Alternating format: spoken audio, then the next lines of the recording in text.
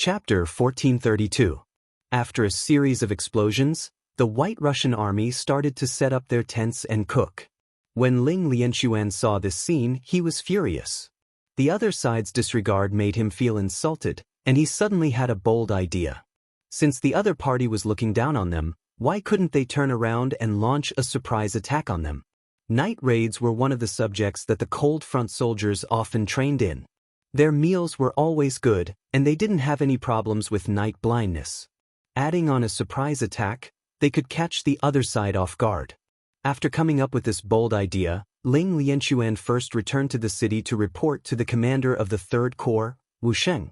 Wu Sheng, who also felt that it was feasible, agreed, and then immediately communicated with the commander of the 1st Corps, Tian Hu, who was lying in ambush outside. Tian Hu, who didn't adhere to tactics, naturally didn't object. He couldn't wait any longer and didn't want to spend another night. It would be best if they could attack a minute earlier. After the three reached a consensus, a new battle plan was formed. There weren't many changes from before, but the time of attack was brought forward. The weather in Eastern Europe in August was quite good.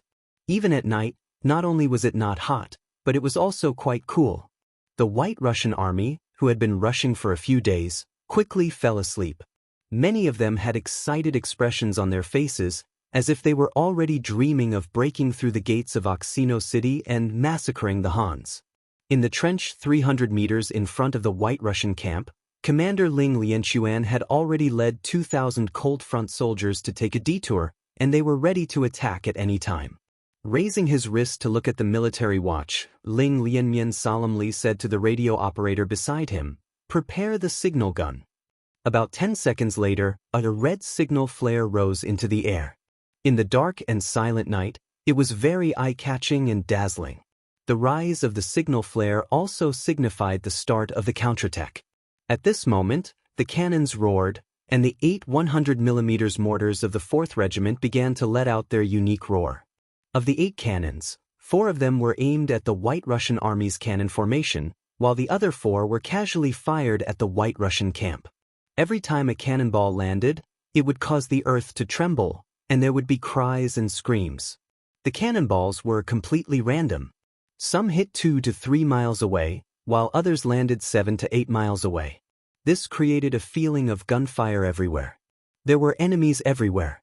It was a general trend of insecurity. The first to be completely destroyed was the artillery formation of the White Russian Army. The 100 cannons were originally placed together for the sake of concentrating them to gain the upper hand. Now, the Cold Front 4th Regiment was able to destroy all the cannons effortlessly. Some of them landed on the cannonballs of the exploding cannonballs and immediately caused them to explode, causing the flames to soar into the sky and increasing the power of the cannonballs. The White Russian Army was completely unprepared and did not expect the Han Chinese to have cannons as well, so they were caught off guard. When Maxim walked out of the tent, he saw countless people running around like headless flies in the chaotic camp. Under the random bombardment, no one knew where was the safest. They could only run around helplessly and bet on their luck. Don't panic, don't panic. Everyone, gather together. The enemy's forces are inferior to ours, so they won't dare to charge. In order to stabilize the morale of the soldiers, Maxim roared loudly. Even the soldiers beside him did the same. With so many people shouting in unison, the effect was not bad. At the very least, the camp was no longer as chaotic. Many of the generals also began to look for their subordinates, preparing to launch a counterattack after taking a roll call. However, this action came to an end with the rumbling of hoofs. 8 cannons might be able to deal limited damage to an army of more than a dozen miles and an army of more than 100,000 men, but the damage they could inflict on the cavalry coming from all directions was unimaginable. They did not know how many enemies there were, nor did they know where they would appear. Instinctively, the 1,000-man commanders and major commanders began to run around. They no longer had the heart to fight. Right now, they were only thinking about how to escape from the chaos. The No. 1 Cavalry Army had finally made their move. This was the first time they had attacked together ever since they became a first-class unit. As the commander, Tian Hu was very excited. The 5 division commanders below him were also very excited. Everyone had the desire to compete with each other. Using platoons as a unit, they formed hundreds of arrow formations that came from all directions. The high-speed warhorses and sharp divine weapons allowed them to charge into the White Russian army like killing gods in the night. With a raise of their weapons, countless White Russians were beheaded. Countless cowardly rats threw down their weapons and lay on the ground, trembling. They were all begging for their lives. This was an unequal battle. There was no such thing as fairness. On one side, there was an unbridled slaughter. They displayed their bloodthirsty methods and opened their bloody mouths. On the other side, there were people fleeing in all directions. The generals did not know their soldiers, and the soldiers did not know their generals. In the chaos, there were countless people who ran away. Maxim was also fleeing crazily on his horse under the protection of dozens of bodyguards. His face was filled with fear, especially when a cannonball landed 7 or 8 meters away from him. The powerful shockwave sent one of his soldiers flying. That feeling of fear became even more intense. Right now, he was no longer thinking about fighting with the 5-star army. He only wanted to flee far away. It would be best if they never met again. If the commander was like this, one could only imagine how the soldiers were feeling. They were all busy fleeing. If they could not escape, they would just surrender. The 80,000 slaves following the army were doing much better. They were originally unable to control their own fate. Now that their master's army had been defeated, they were just slaves of the White Russians. It did not matter. They just had to surrender. Just like that, the 80,000 slaves chose to surrender without any burden. This allowed the No. 1 Cavalry Army, which originally did not have the advantage in numbers, to finally have the advantage in numbers. They began to chase after the fleeing White Russian army. Within Oxino City, the southern gate was already open. The 30,000 soldiers of the Third Army rushed out and charged toward the battlefield. When the cannons had been fired, they had been watching from the city walls. When they saw the previously insufferably arrogant White Russian army lose the ability to resist in such a short period of time, their eyes were filled with excitement. This meant that they would not encounter any danger in the process of snatching captives. It would be much smoother. At this moment, many of the nervous and fearful recruits raised their heads high. They were as proud as a general who had just won a battle. Finally, the 4th Regiment of the Cold Front charged out of the trenches. Relying on the 95 style in their hands, they continuously charged and fired. Whenever they discovered a White Russian soldier holding a weapon, regardless of their status, whether they were a general or a soldier, they would fire a bullet at them. Their bravery caused the White Russian army, who were already in a sorry state, to feel as if they had lost their parents. Their desire to resist was quickly suppressed. The 4th Regiment of the Cold Front also launched an attack. Behind them, the Third Army also charged out, making full use of their advantage in numbers. This battle lasted from midnight all the way to noon the next day. When more and more civilians climbed up the city walls and saw the scene in front of them, who knew how many of them shed tears of joy? The 5-star army had arrived. They could finally eat their fill and wear warm clothes. There was finally hope for their lives. However, most people were not happy because they did not know how long this kind of life could last. Their many years of experience told them that the White Russian army would not sit back and watch this happen. As expected, not long after, they heard that the White Russian army had sent 130,000 soldiers to Oxino City. At this moment, many people revealed expressions of fear. The civilians who had originally wanted to save up Chinese coins to buy better goods also hurriedly spent their money. They were afraid that the 5-star army would be defeated by the White Russian army. If that happened, the Chinese coins in their hands would be worthless. Rather than that, it was better to buy things that they had already bought. At the very least, it was something that truly existed. Just yesterday, when they heard that the White Russian army had arrived, many civilians had already packed up their things. They had made the decision that if the 5-star army was defeated, they would seize the city and leave. Although the 5-star army had treated them well and was much better than the White Russian army, in this chaotic world, there was no such thing as morality. Barely surviving was the most important thing. But no one could have imagined that in just one night, the seemingly powerful White Russian army would be defeated. Moreover, it was a crushing defeat. They didn't even have the ability to counterattack. Not even a single hole could be found on the walls of Oxino City. On the city walls, the civilians cheered. The five-star army's victory meant that their beautiful lives would continue. There was hope for their future. Some of the civilians also began to regret spending the Chinese coins that they had saved up with great difficulty. Some of them could have bought a good iron pot if they had worked hard. Now, their hopes had been ruined by their own hands. The good thing was that as long as the five-star army was still the ruler of this place, it would not be long before they could achieve what they wanted. The five-star army had won a great victory. The world's #1 cavalry regiment had chased for 40 li before returning. This battle had dealt a heavy blow to the White Russian army. Just in terms of prisoners, they had captured 110,000 people. There were also 10,000 White Russian army corpses on the battlefield. In other words, only 5,000 White Russian soldiers had managed to escape. They had also seized a lot of military rations and equipment. This was not a small gain for Oxino City. Chapter 1433. Report our victory to the sixth young master, Ha. Tian, whose usual calm demeanor was replaced with excitement. Not only did a night and half a day of fighting not tire him out, he was also very excited. Because in yesterday's battle, he saw the might of the world's #1 cavalry army. In the past, when they were only a division, they could defeat enemies several times their size. And looking at their performance last night, no one could stop the 40,000 cavalry. Even if they were to face 100,000 enemies, they would not back down. They were very confident that they could obtain victory. Soon, Yang Chendong found out about the battle in Oxino City through the telegram. After reading the telegram, he did not think much of it and only chuckled, "Very good, after this battle, there will be no more battles here this year.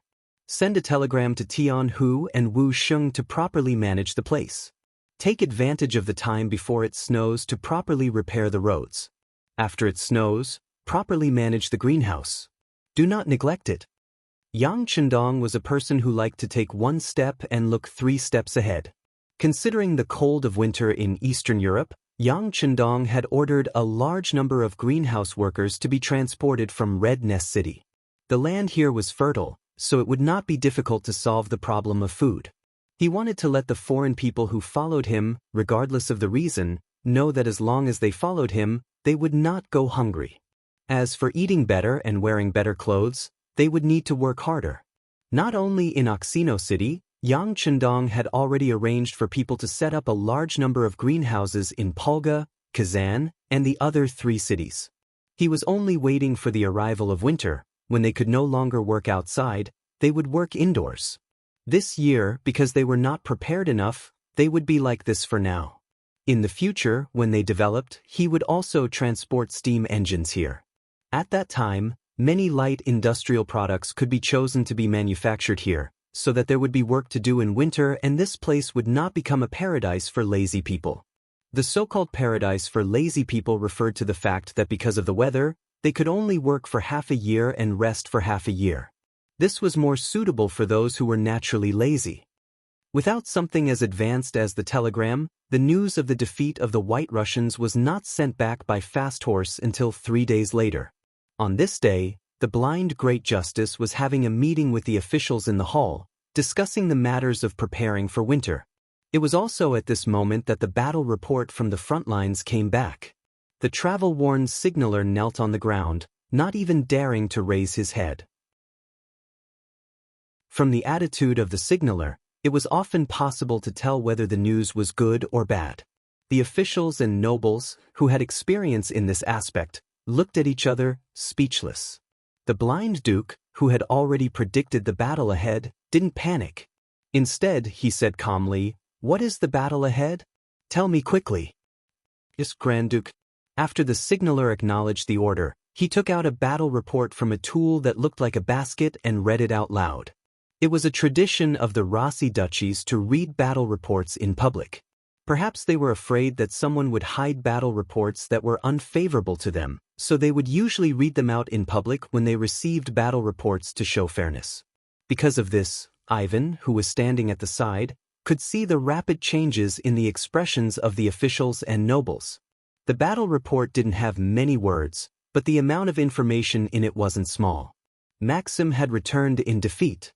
Of the 130,000 soldiers, less than 5,000 remained, and they were currently on their way back to Moscow. Not only that, the battle had only taken half a day, and the White Russian army's rations and supplies had all been plundered by the Han army.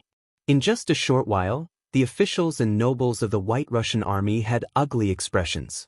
They hadn't expected the army to be defeated, and even more so for it to be defeated so quickly. What is this Maxim doing? Is he such a good-for-nothing? We gave him so many cannons and good things, but what did he do? What a disappointment. Maxim was incompetent in training his army, resulting in the defeat of his army. He should be hanged for this crime. That's right, the Rossi duchies don't need incompetent generals. Kill him. Kill him, kill him.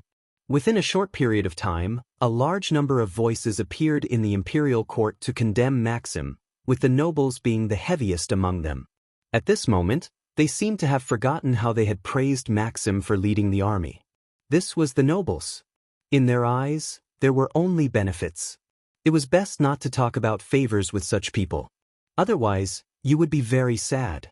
The voices were so loud that it felt as if Maxim had committed some heinous crime. Ivan looked at this scene coldly, and he was extremely shocked. He hadn't expected the firearms of the Han to be so powerful, and it seemed to be even more powerful than theirs. If that was the case, not only would they have powerful cavalry, but they would also have firearms. The Han people would truly be a difficult opponent to deal with. Even though Ivan had tried his best to overestimate the strength of the five-star army, he had still underestimated his opponent. The firearms of the five-star army were not just a little bit more powerful than the White Russian army, but much more powerful. Ivan really wanted to experience the power of the five-star army, but it was already the 9th month. If he were to prepare for war now, there wouldn't be enough time. It seemed that he could only leave all his regrets for next year. On the other hand, when the blind Archduke heard that everyone in the court wanted to punish Maxim, he immediately took the opportunity to deprive this person of nearly half of his military power and allowed him to reflect on his crimes at home. He would talk about it when he figured it out. After this battle, he hadn't suffered any losses, but the nobles had suffered heavy injuries. He had also lost a powerful general like Maxim, so the blind duke was naturally in a good mood. He even had to thank the Han army for appearing.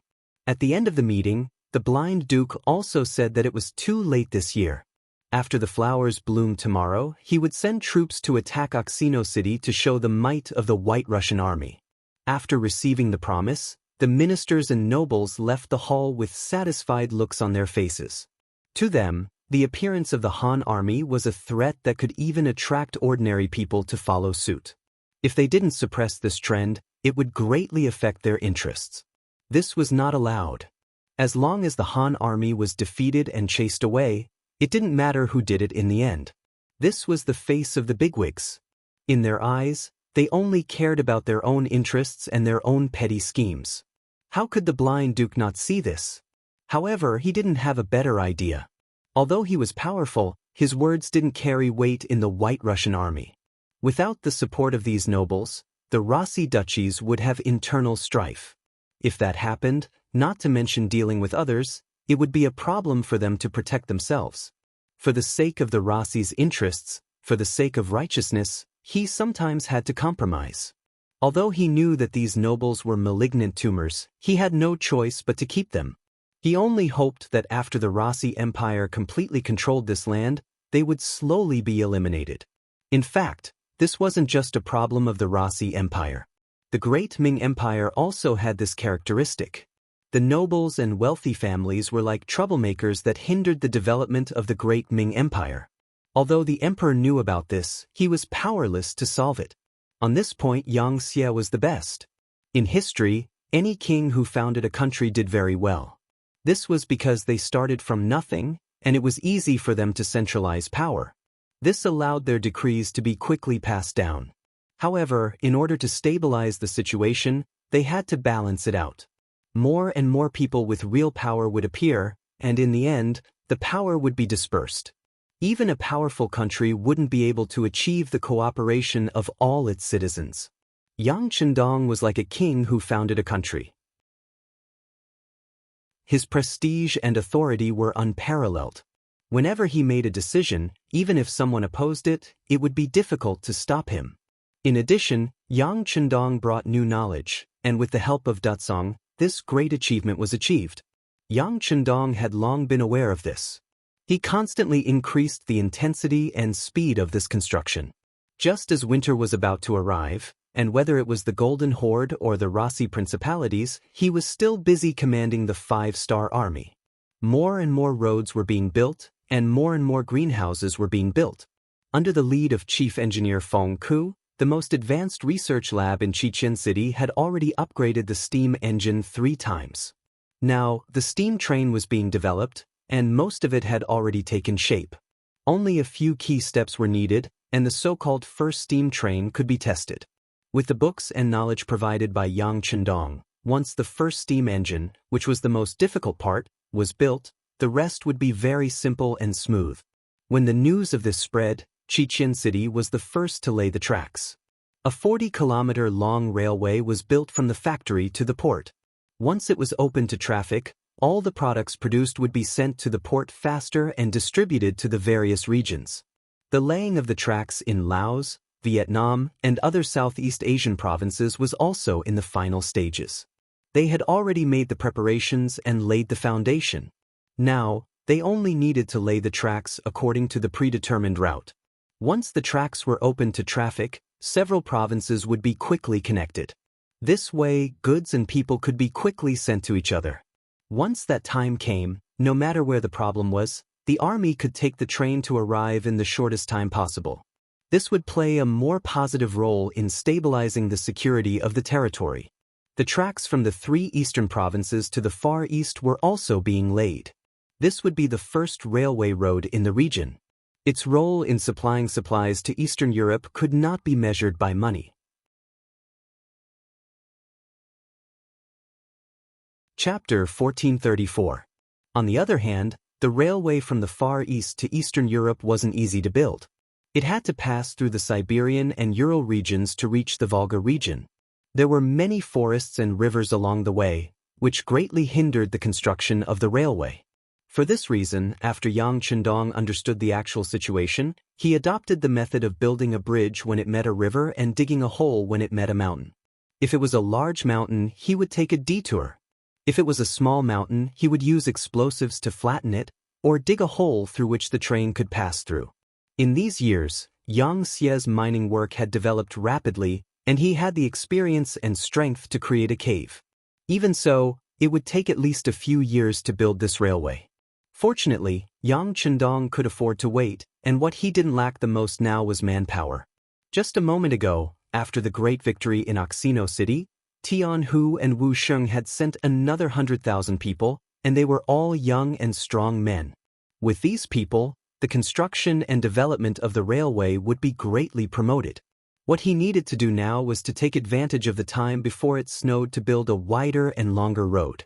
Once it snowed, some of the work would have to stop, and the transportation of goods couldn't be stopped. For this reason, Yang Chendong had already arranged for a sleigh. It could easily slide through the snow, even if it was full of goods. This way, he could take advantage of the heavy snow to transport more goods into the city.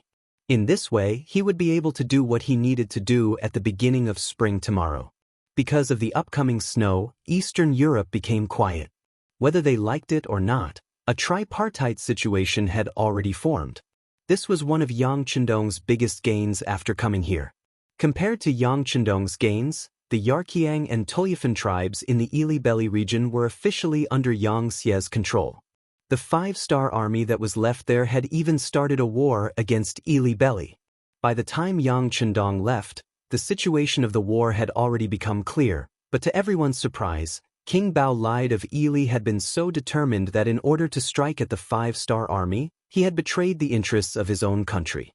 He had separately asked for help from the nearby Timur Empire, Kazakh, and Yusang, and had also stated that they would provide the provisions for the army. After defeating the 5-star army, the territory would be divided among the four. When Prime Minister Ali Pu was in charge of Ili, he had accumulated a large amount of military supplies for the entire country. Now, they were all being used. The appearance of the four-way army placed considerable pressure on the five-star army. The good thing was that the enemy was already at the end of their rope. Compared to the Yang faction who had a stable rear and a strong economy, they weren't afraid of anyone in a protracted battle. Once the enemy's rations ran out, it would be the time for the five-star army to win the battle. It just so happened that they could take the opportunity to have a good fight with the four-nation coalition. It was not a bad thing to wipe out their vital forces. The war on the land had to stop because of the weather. But the expedition on the sea showed no signs of stopping. After occupying Sri Lanka, the navy had taken Kaji, Gyuri, Halunos, and other cities. They had now reached the Persian Gulf, and according to their previous plan, they were building a naval supply base here. This place would become a new and important supply base for the navy when it went on expeditions all over the world. Equipped with powerful firearms and cannons, they had the world's most elite cold vanguard navy. Wherever the navy with the five-star flag went, they were like dragons entering the sea, unstoppable. In the short span of half a year, the wealth they plundered was equivalent to 120 million taels of silver.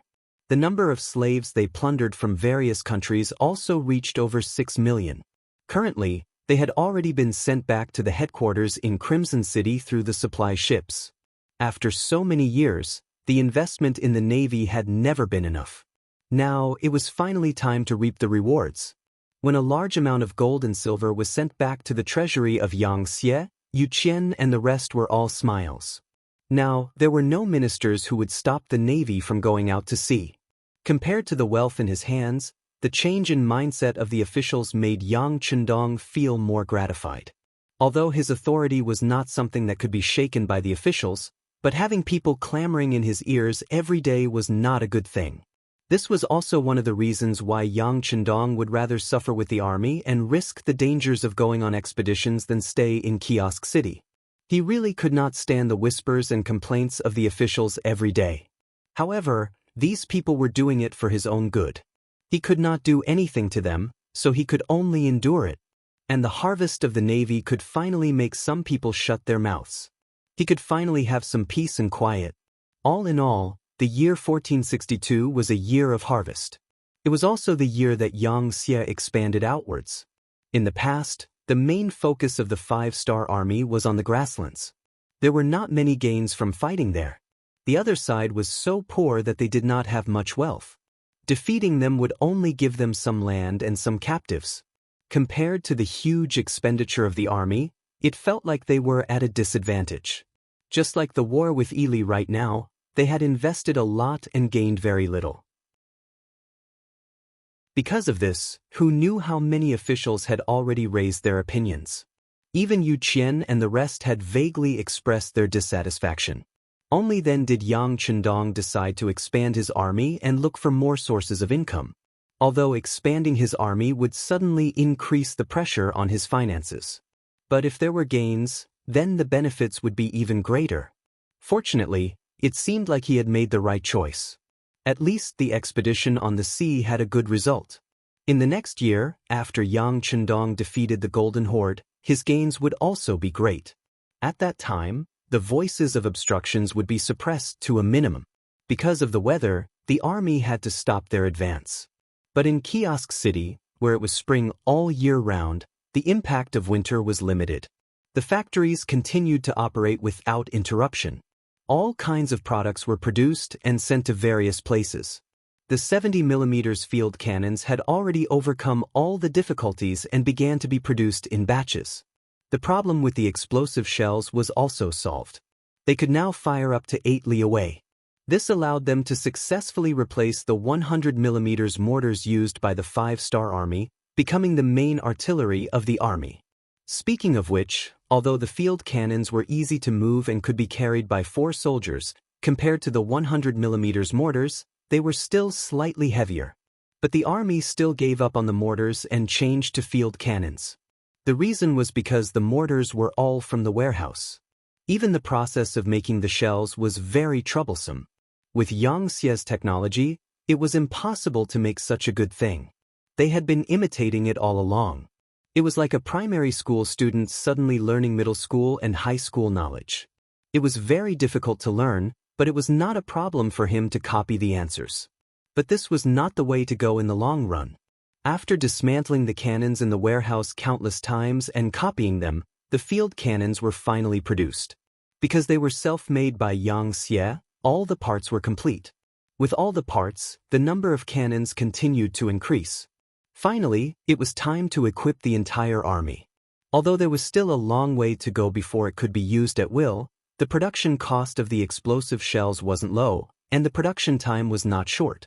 However, with the continuous improvement of the steam engine technology, the replacement would be faster and faster.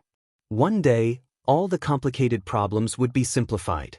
By then, the production cost of the explosive shells would be infinitely reduced, and the 5-star army would really be invincible in the world. A large number of field cannons were produced and shipped to various battlefields. In the warehouse of Kazan City, there was a row of 20 cannons that had just been shipped over. The distance of a few thousand li took these cannons a few months to arrive in front of Yang Chendong. He gently touched these cold field cannons and was very emotional. These were independent cannons made by the Yangxia munitions factory. Their appearance was enough to prove that their efforts over the years were not in vain. Their technology was finally effective and he no longer needed to rely on the warehouse. There were still many advanced weapons in the warehouse, but Yang Chendong rarely used them. If a country wanted to develop, it was impossible to rely on one person. Not to mention that his goal was the entire world. If he relied on himself, he could survive, but what about the future? After all, he couldn't allow the Hans to fall again just because he left, right? Right now, saving himself was what he had been doing. For the research department led by Feng Ku, Yang Chendong had always given them the best treatment and the best policies. Whatever they wanted to know, whatever they needed to know, he taught them without holding back. The only thing left was to open their heads and directly put things inside. Because of this, who knows how many people were jealous and raised doubts, but they were all suppressed by his words that carried enormous weight. Finally, his efforts paid off and Yang Chendong could finally let out a sigh of relief. In the past, he only relied on his personal authority to promote policies and methods, but now that more and more people understood what he was doing, there was no need to explain anything to them. Young master, these field cannons are too ugly. Beta Persei, who did not know what Yang Chendong was thinking, also touched the field cannon and even lifted it up to feel its bulkiness. He then shook his head and said with some dissatisfaction, "What do you know?" Yang Chendong snorted coldly. He was very disdainful of Beta Persei's short-sightedness. This was a self-produced product that belonged to the modern era. Mortars were things in the warehouse and belonged to artillery hundreds of years later. How could they be compared?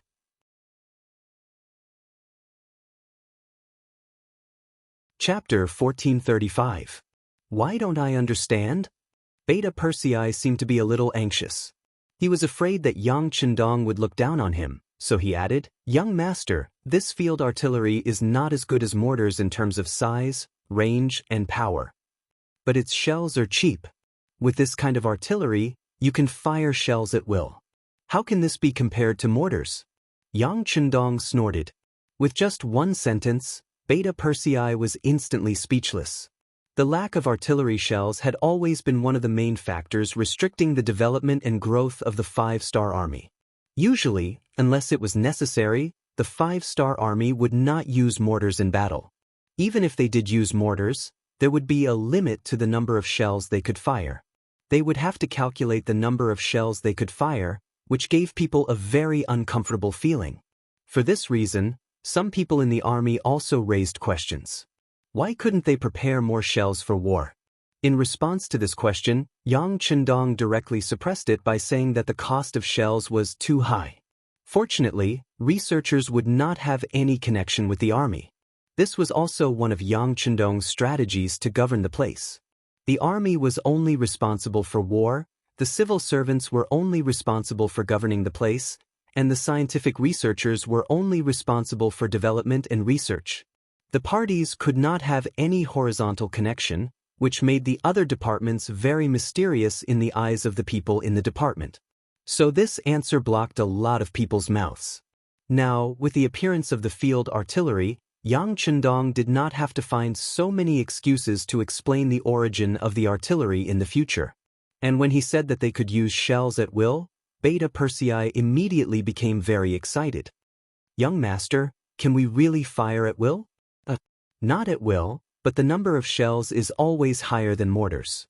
Oh, by the way, the officials in South City just reported that the greenhouse there is ready for harvest. You can take some people to take a look. Yang Chendong was afraid that Yang Heir would raise the idea of casually firing cannonballs, so he would try firing 2 cannonballs first. Yang Chendong sent him away with one sentence. After Beta Persei left, Yang Chendong also had some peace. Then he looked at Qiu Vi, the captain of the Black Cavalry, and said, "Send a message to Cheng City and let them transport more shells. After spring, we will let the enemy know that in the face of our 5-star army, they don't even have the qualifications to fight back." The weather was getting colder and colder, and Eastern Europe was covered in snow. In the past, this time was the most difficult time for the people. Many people would even freeze or starve to death because of the cold weather and lack of food. But with the arrival of the 5-star army, everything changed. A large amount of food transported through the 3 eastern provinces made the people no longer starving. Although it was not enough to completely fill their stomachs with 3 meals a day, it was not a problem to have 2 meals a day. In particular, the harvest of the greenhouse allowed more green vegetables to appear in the city. This was something that no one dared to dream about. Now it had actually been realized. Many people knelt on the ground and sighed at the superb magic of King Wunan of Daimiang. At the same time, they were even more determined to follow him. Many people were already prepared to work hard after spring to earn more Chinese coins. In this way, they could buy more food in the coming winter and say goodbye to the days of hunger and cold. A large number of potatoes, sweet potatoes, corn, and other seeds were sent to the warehouse.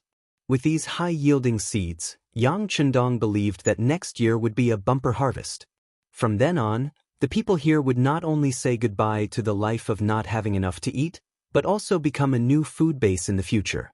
It would become a bridgehead from here to the European mainland, and become another existence like the first city. This winter quietly passed by under the expectations of the people. In the 3rd month of the year 1493, the weather began to warm up. After the snow began to melt, the 4 cities with the smell of Yangxia shone with a new youth.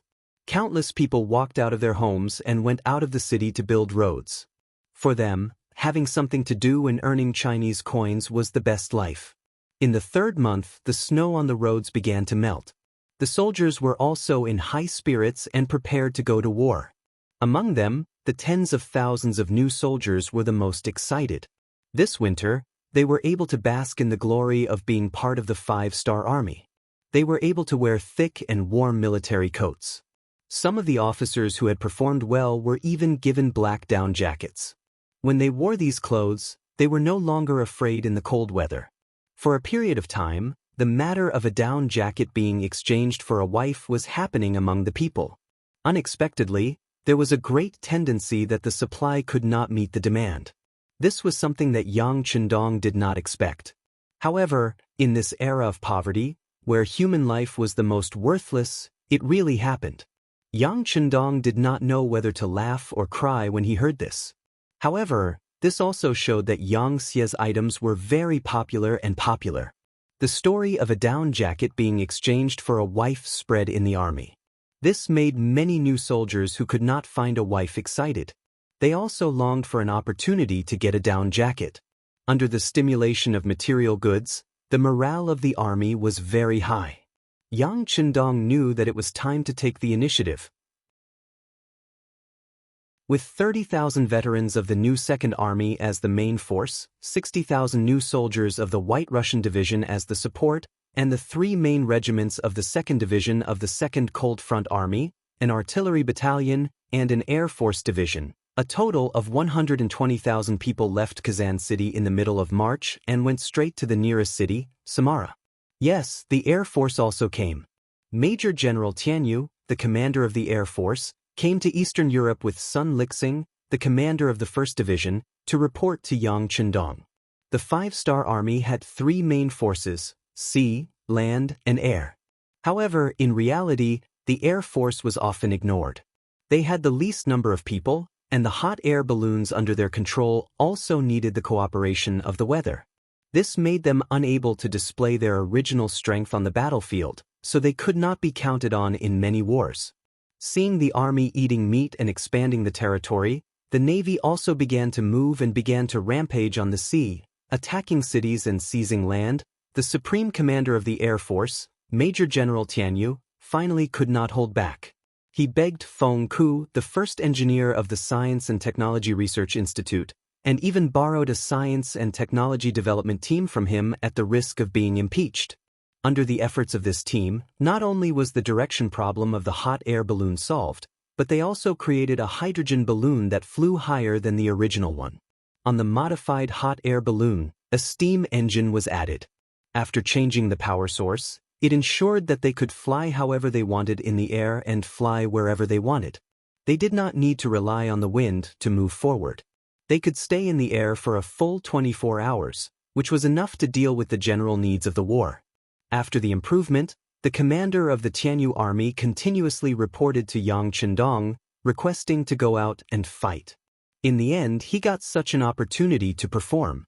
At that moment, he traveled tens of thousands of li, first arriving at the 3 eastern provinces on a ship from Crimson City, then to the Far East region, and then to Siberia. Even during the New Year, he spent it on the road. Finally, a week ago, he arrived at Kazan City, just in time for the attack plan. In order to verify that Tianyu's words were not exaggerated, Yang Chendong first watched his performance in the air. After seeing that he indeed had the ability to shoot wherever he wanted, he waved his hand and agreed to let him participate in the military plan to attack the Golden Horde. With the cooperation of the Air Force and the 275mm field cannons that were delivered in several batches, Yang Chendong led his army of 120,000 confidently out of Kazan City and headed straight for Samara City. These 120,000 people were just the first echelon. Behind him, there was a newly built 2nd Division of the White Russia, with 60,000 members. After the 5-star army's main force attacked the city, they would be responsible for logistics, battlefield cleaning, and prisoner guarding. The commander of the 2nd Division was Nikolaev. From the 1st generation's temporary commander to the commander of the 2nd Division, Nikolaev was noble and took the initiative to let Huri be the commander of the 1st Division. In his words, Huri was once a great Khan, and knew how to manage an army better than he did. Nikolaev's modesty, in Yang Chendong's eyes, made him very satisfied. From his observation these days, this person's learning ability was very strong, and most importantly, he was very loyal. He never thought of himself as a White Russian. On the contrary, he applied to become a Han citizen several times. He even said in front of everyone that a person's origin could not be changed, and all he could do was to become a qualified Han citizen through his own efforts. Such a loyal person and also a talent, Yang Chendong of course had no reason to let him go. With a wave of the pen, he agreed to his request to become a Han citizen, and gave him the position of commander of the 2nd Division. He also left a battalion of the new 2nd Army to be responsible for his safety. In the end, it was also to monitor him. Yang Chendong would never easily trust a person of another race. Even if he trusted that the other party would not do anything to betray him, he still had to take the necessary measures. After temporarily handing over the matters of the rear to Nikolaev, Yang Chendong led the 120,000 troops out of the city and headed south. As soon as he moved, the scouts of the Golden Horde, who had been watching his movements, immediately reacted and reported the matter to the Great Khan. In the Golden Horde, Muhammad summoned the generals to discuss how to deal with the 5-star army. Since they did not know the strength of the 5-star army, all the generals had a relaxed look on their faces. Especially the ferocious Muhammad, who had a look of disdain as he said, "These Hans are really looking for death. We did not go look for them, but they came to seek their own deaths. Great Khan, I will ask 50,000 elite cavalry to hunt outside Samara and capture these 2-footed sheep as slaves.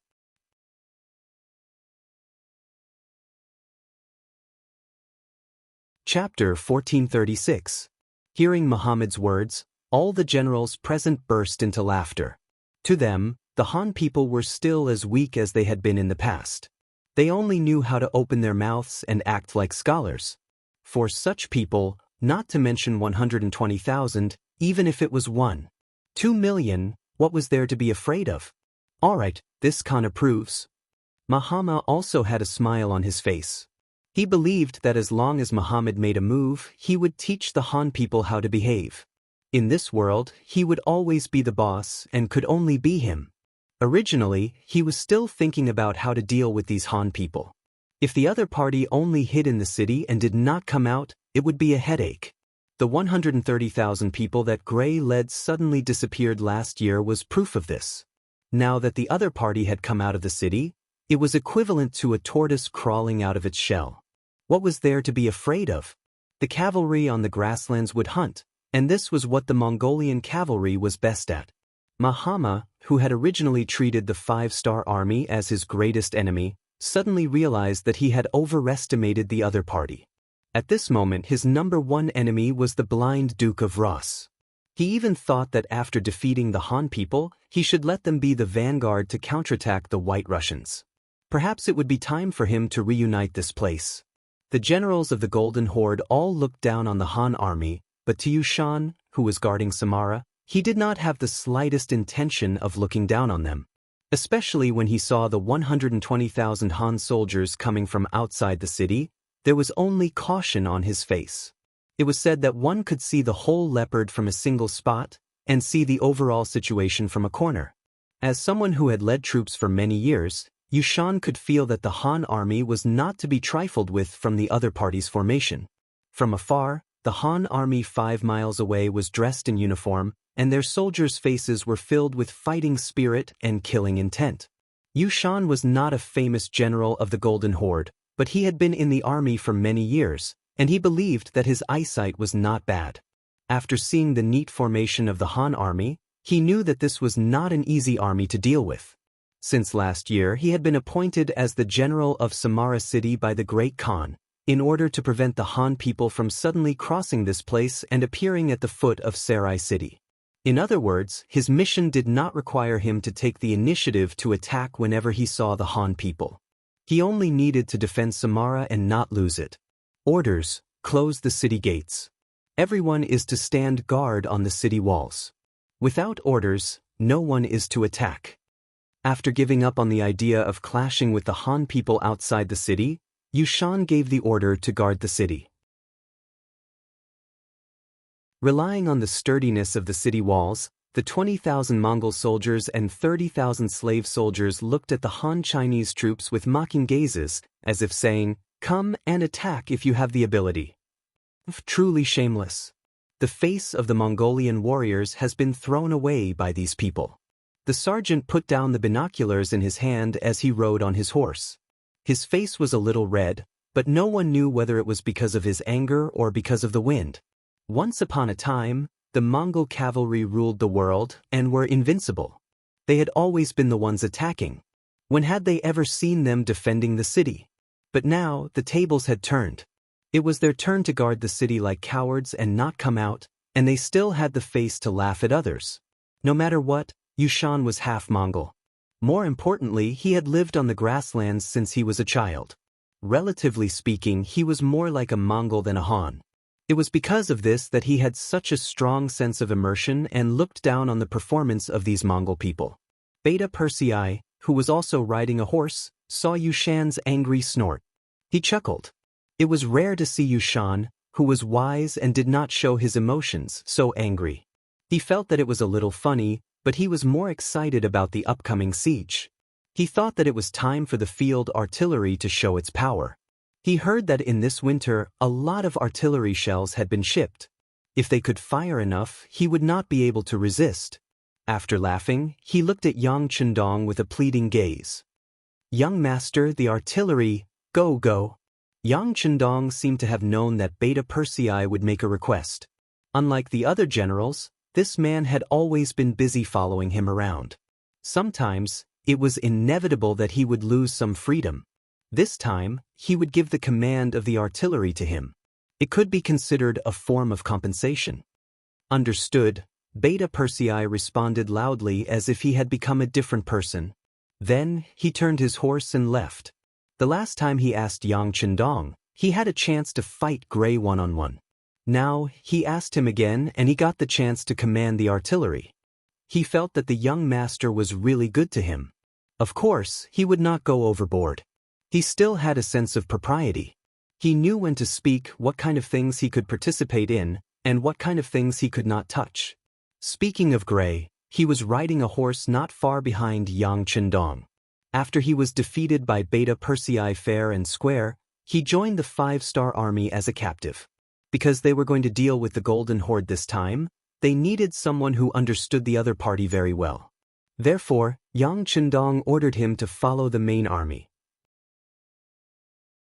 Now that he saw that the city gates of Samara were tightly shut, as if they were facing a great enemy, he waved his hand behind him and said to Gray, "You must have seen the power of our cannons. What do you think will happen if the cannons hit the city walls? The city gate will definitely be broken. The Mongolian soldiers are no match for them," Gray, who had seen the power of the field artillery, said without hesitation. He wasn't trying to flatter anyone, but he had seen the field artillery test firing and had seen the terrifying destructive power. Thinking about that scene now made his legs go weak. In the past, when they fought with the Russians, they had suffered losses from the enemy's artillery. Now, the field artillery of the 5-star army was many times more powerful than that of the Russian army. It would be strange if the Mongolian soldiers could win. Yang Chendong nodded. "Since you know what will happen, are you willing to persuade them to surrender so that your brothers will suffer less and die less?" "I am willing." Gray nodded heavily. To him, persuading them to surrender was not something shameful. On the contrary, he was living for them. It could be imagined that when 200 cannons fired at the same time, it would not take long for the city walls of Samara to collapse. At that time, everyone would probably die. This kind of death was different from cavalry warriors dying on the battlefield. They would lose their lives in vain. Gray wanted to save as many people as possible, so he was willing to persuade them to surrender. After receiving the order, Gray held a scepter in his right hand, which was the token of an emissary.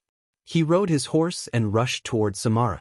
Only when he was 80 meters away did he stop. In the next moment, a loud shout rang out, "I am Gray, the ambassador of the 5-star army. May I know which general is in charge of defending the city?" "It's Gray. He's not dead?" There were many of Gray's former colleagues on the city wall. They quickly recognized the person below the city wall. At that moment, the general guarding the city, Yushan, was standing on the city wall. When he saw Gray's arrival, he was surprised at first. Then, he said angrily, "He has indeed surrendered to the Han army. He is a disgrace to us Mongolian warriors. Which general is in charge of guarding the city? Please step forward and speak." Gray could not hear what the people on the city wall were talking about, but he still shouted loudly. "It's me, the cowardly Gray. Do you still recognize me?" Yushan, who was dressed in armor, stepped forward. Then he looked at Gray below the city wall and shouted loudly. Gray's eyesight wasn't bad. Despite being 80 meters away, he was still able to recognize the identity of this person. Upon seeing that it was Yushan who was guarding this place, a few traces of excitement appeared in his voice as he shouted out, "So it's Brother Yushan. Coward Gray. Even after suffering such a loss, I still treated you as a brave warrior and even burned incense for you every day. Who would have thought that you would actually surrender to the Han people? Do you know what the word shame means?" Just as he was about to explode with anger, Yushan shouted out loudly, or rather, questioned Gray. "Brother Yushan, you are wrong. It's not that I want to surrender to the Han army. It's just that their firepower is too strong. We are no match for them. Brother Yushan, I advise you to open the city gate and surrender to the 5-star army. You are no match for them. Furthermore, the Great Khan has arranged for you to be here. It's obvious that he wants you to be a shield. We can't be rash and lose the lives of our brothers." Gray's relationship with Yushan was very good.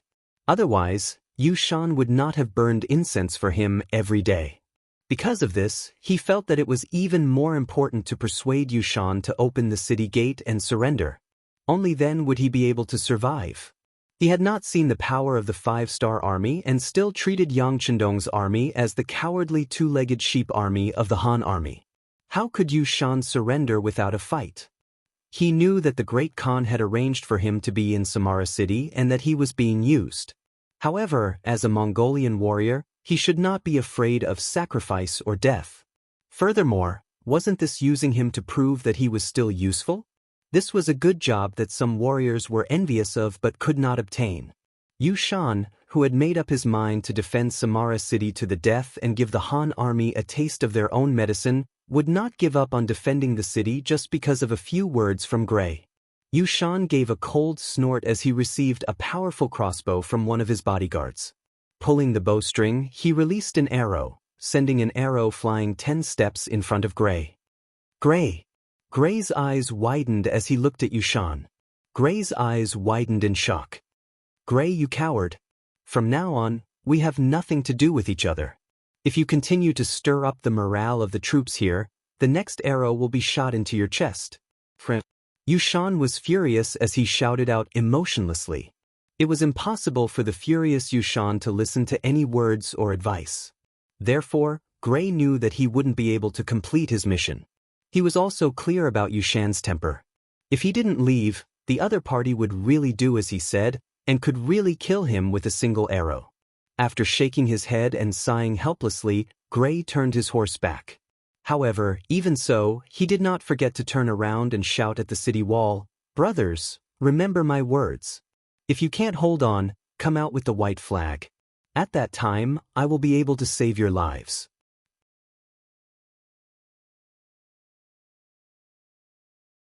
Chapter 1437. After saying those words, Gray did not hesitate any longer. He turned around and walked toward the five-star army camp behind him. He had said what he needed to say. Now it was time to show his true strength. Gray returned without achieving anything. Yang Chendong saw this scene. He also knew that some enemies were stubborn. If he did not show them some power, they would not listen to him. Pass down the order. Aim the cannons and fire with all your might. Ba Daojiang took Beta Persei's place and shouted loudly, "The king has given the order. Prepare the cannons and fire." After the military order was given, Beta Persei, who was already standing with the artillery battalion, laughed heartily when he heard it. Just now, he was really worried that Gray would succeed in persuading them to surrender. If that was the case, wouldn't he be useless? Now, it was finally time to show off. He immediately said to Lin Luan, the commander of the artillery battalion of the 2nd Cold Front Division, "Battalion Commander Lin, the next step will depend on our performance. In a while, you and I will each take a cannon. Let's see who can shoot more accurately, okay?" "Okay, but I've won. Second brother, please don't give me a hard time." Lin Luan also laughed happily. In terms of other things, he might not be a match for Beta Persei, the favorite of the 6th young master, but in terms of accuracy, he was not afraid of anyone. "It's all true. Second brother, I am not a person who can afford to lose. It's just that we haven't started yet. Who knows who will win or lose?" Ha! Beta Persei also laughed heroically. Then he walked in front of a cannon and took the initiative to take on the role of the cannoneer. Everything was ready. Beta Persei put a burst shell into the field cannon. With a loud bang, the bombardment of Samara City officially began.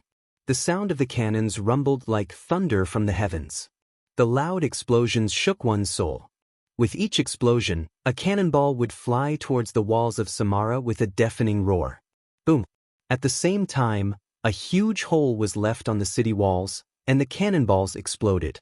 Countless metal shards and steel nails flew in all directions, landing on the Mongolian soldiers around them, and waves of anguished cries rang out. Blossom bullets were not comparable to solid bullets. The latter could only hit a path, while the former could deal secondary damage. Since they were not prepared and did not expect the 5-star army's cannons to be able to hit so far away, their power was also so strong. With just the first round of cannon fire, thousands of Mongolian soldiers were hit and fell to the ground. With 200 cannons, even if each cannonball only injured 5 people, it would still be enough to wipe out 1,000 enemies. In fact, the power of one shot was not limited to this. If the shot was accurate and landed in the midst of the enemy soldiers, it could injure dozens or even hundreds of people. The cannons continued to fire. One of the benefits of the field artillery was that the cost of the artillery shells was reduced, so they could be used more often. The destructive power of the artillery shells would accumulate, and the damage would be greater. Under the continuous cannon fire, the city walls of Samara City looked like hell on earth. More and more Mongolian soldiers fell to the ground, and more injured soldiers appeared. The morale of the soldiers also became lower and lower under the continuous cannon fire. Under the protection of a group of personal guards, Yushan was pressed to the ground and could not move at all. In just a short quarter of an hour, he had witnessed with his own eyes the scene of many brave warriors being killed by the cannons. Those were all warriors who were skilled in archery and horse riding. If they were given a warhorse and galloped on the grasslands, even 3 to 5 Han soldiers would not be their match. But now, they had died on the city walls in such a sullen manner. This made him feel very uncomfortable. He could not continue to wait like this. He had to take the initiative to attack. Even if he lost the city, it was better than dying in such a cowardly manner. There was a voice shouting in his heart. Yushan didn't know where he got the strength from, but he suddenly pushed off the bodyguards who were on top of him. He shouted loudly, "Warriors, follow this general downstairs. We will ride our war horses and charge out. Even if we die, we will die on the charge. That's right, we must let the Han know our strength." Some of the Mongolian soldiers who could not stand waiting passively to die also shouted out. After the news spread, more and more Mongolian warriors ran down the city walls and found their war horses. They were prepared to charge out and fight. In the 5-star Army's central tent, Yang Chendong put down the binoculars in his hands and raised his right hand.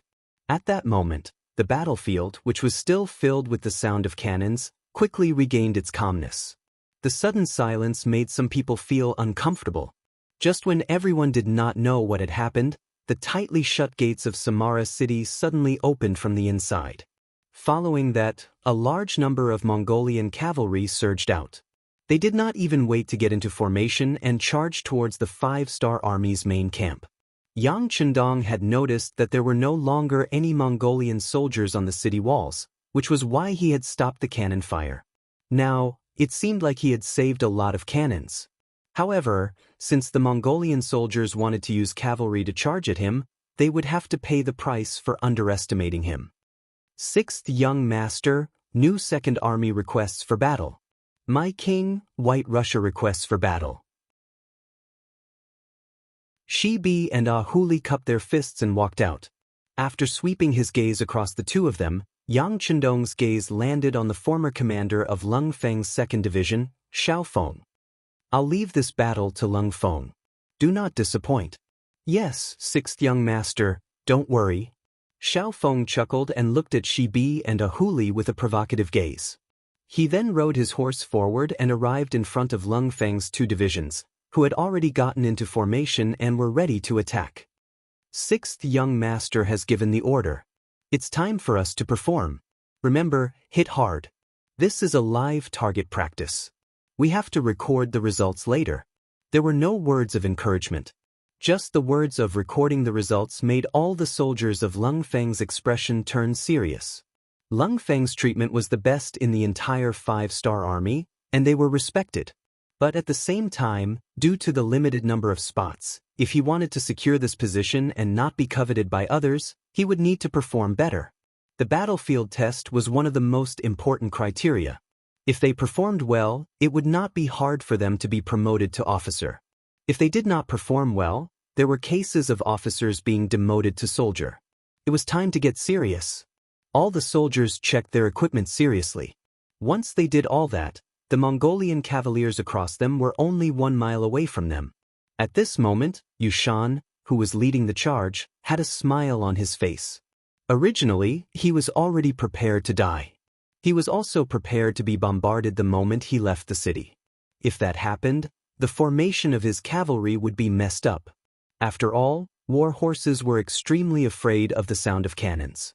He thought that under the sound of the cannons, there would be less than 20% of the soldiers who could charge to the front. However, no one dared to stop them. Could it be that the Han army is afraid? If he knew that this would happen, he would not have needed to defend the city. He would have just led his troops to charge out. That way, the thousands of brothers who had died on the city walls would be a huge fighting force. He sighed and thought that he had overestimated the Han army. At this moment, he only wanted to charge into the Han camp and start a crazy massacre. For this, he continued to spur the war horse under him. Its speed became faster and faster, and they were getting closer and closer to the sandbag formation of the Lung Feng 2 division. 300 steps, fire. Standing beside the group of warriors, Xiao Feng held a Type 95 handgun and shouted loudly. He took the lead to aim the gun at the Mongolian cavalry general Yushan, who was charging over. As the saying goes, soldier against soldier, general against general. This time, Xiao Feng's target was Yushan. Following the sound of the gunshot, the bullet shot out rapidly, heading straight for Yushan, who was brandishing his saber. Completely unaware of the approaching danger, Yushan, who was still brandishing his large blade, felt his body sink. It was as if something had drilled into his body. Following which, all the strength in his body started to drain away. Relying on inertia, he continued to charge forward for another 10 meters. Finally, all the strength in his body was used up. His hands no longer had the strength to hold onto the reins of the horse. His body swayed and fell off the horse. A shot to the heart. Yushan's death could be considered a quick one. Just like how the Han people faced the invasion of other races, the Mongols had General Gray who knew the situation and was afraid of death. There was also General Yushan who would rather die than submit. This was human nature. It was because everyone's human nature was different that it created such a colorful society. Along with Yushan, there were also hundreds and thousands of Mongol cavalry soldiers. They were all hit by the high-speed bullets while they were moving, causing them to fall off their horses one by one. This scene was just the beginning. As more and more Mongol cavalry soldiers charged forward, more and more people died in the path of the charge. They became ghosts under the spears and went to meet the longevity god that they believed in. Gunshots continued to ring out. No one knew how many waves of bullets were fired. When the battlefield was filled with ownerless warhorses, the Mongol cavalry finally felt fear. There was a limit to a person's courage. When the scene of death appeared in front of them, they might be able to hold on for a while. However, they definitely could not say that they were not afraid. When they saw countless of their comrades mysteriously dying on their horses and not a single one of them being able to charge within 50 meters of the Han army, a feeling of being unable to see any hope filled their entire bodies. At this moment, the fear that was forcefully suppressed continued to surge forth. In the end, it became a sign of collapse. The generals have all died in battle. We can't charge forward. Let's retreat. No one knew who was the first to shout out those words. Following which, the group of Mongol cavalry instinctively urged their horses to turn around. However, it was at this moment that the cannon fire that had stopped started once again. However, this time, the cannon fire was not aimed at the city walls. Instead, it was aimed at their escape route.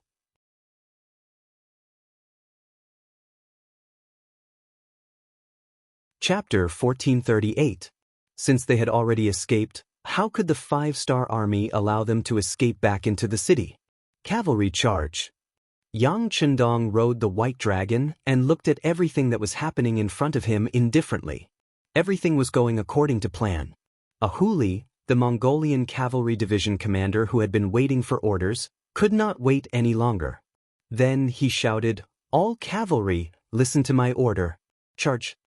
A total of 60,000 reorganized Mongolian soldiers charged out under the lead of Ahuli, giving off a shocking aura.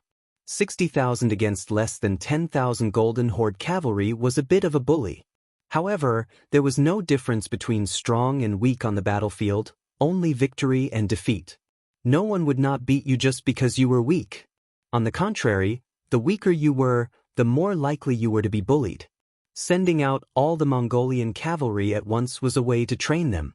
From Yang Chendong's point of view, when two armies fought, the first thing to do was to show their spirit. If they did not even have the courage to fight, then they would have already lost. And where did confidence come from? It came from the accumulation of victory after victory. What he was doing now was to accumulate the fighting spirit of the soldiers. This was also the path that new recruits had to take to become veterans. How could soldiers who had never been on the battlefield be called veterans? 60,000 against less than 10,000 people, and 10,000 people who were already scared out of their wits. The result was obvious. Many of the Mongolian cavalry did not even have the chance to attack before news of victory came from the front. The enemy either died or surrendered. Fortunately, there were still 30,000 slave soldiers in Samara. Although their fighting strength was average, wasn't it a good opportunity for the Mongolian cavalry to train? Advance into the city. Seeing that the situation was settled, Yang Chendong shouted and led the army towards Samara, which was 5 miles away. No one expected the city to be conquered so quickly. None of the items in the city were damaged, which made the takeover of the city much smoother. The 30,000 slave soldiers in the city and less than 50,000 common people, men and women, old and young, became a kind of property. They were all brought out of the city and towards Kazan city. Another 50,000 non-human civilians, most of whom were from the Wa province, moved into Samara city. Every time they occupied a piece of land, they would move the people away and let other people occupy the land. This was the wondrous method under Yang Chendong's rule. It was also a path that was thought to be untrodden since ancient times. After all, no one was willing to leave their home unless they had nowhere else to go. In this regard, Yang Chendong had issued a strict order. In order to completely solve the rebellion of the non-ethnic people under his rule, and to prevent someone from causing trouble behind his back when he led the army out to battle, he implemented the method of migration of non-ethnic people whenever he arrived at a place. In this way, the initial investment was rather large, and it even required a lot of money, but the results were good.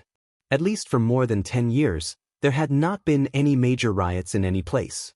The people were not from the same place, so it was difficult to unify the people. Those who opposed would eventually be unable to realize their ideas because they did not have enough rallying power. They were destined to be cleansed by time and finally become true Han people. The migration and pacification of the people in the Golden Horde was handed over to Commander Shibi. After Yang Chendong's observation, he found that this person had the ability to govern a place. He was a man of many talents in both civil and military affairs. Yang Chendong wanted to cultivate his ability to govern and planned to hand over this territory to him when he left this place. Shibei was a talent that Yang Chendong had discovered early on. Although he had surrendered to Yang Chendong and had once pretended to surrender to Northern Ming in order to survive, he was still very loyal to Yang Chendong. After several investigations, Yang Chendong had already come to a conclusion. Since that was the case, it was only right that he be given space to develop. He did not pay attention to the affairs in the city. Naturally, there would be someone else to take care of it. What Yang Chendong needed to do now was to lead the army straight to Sarai, the capital of the Golden Horde. At this time, the news of Samara's capture had reached Sarai. When he heard the news, General Muhammad was still reorganizing his army and had not yet left the city. When the news came, he was shocked. He secretly cursed Yushan's stupidity.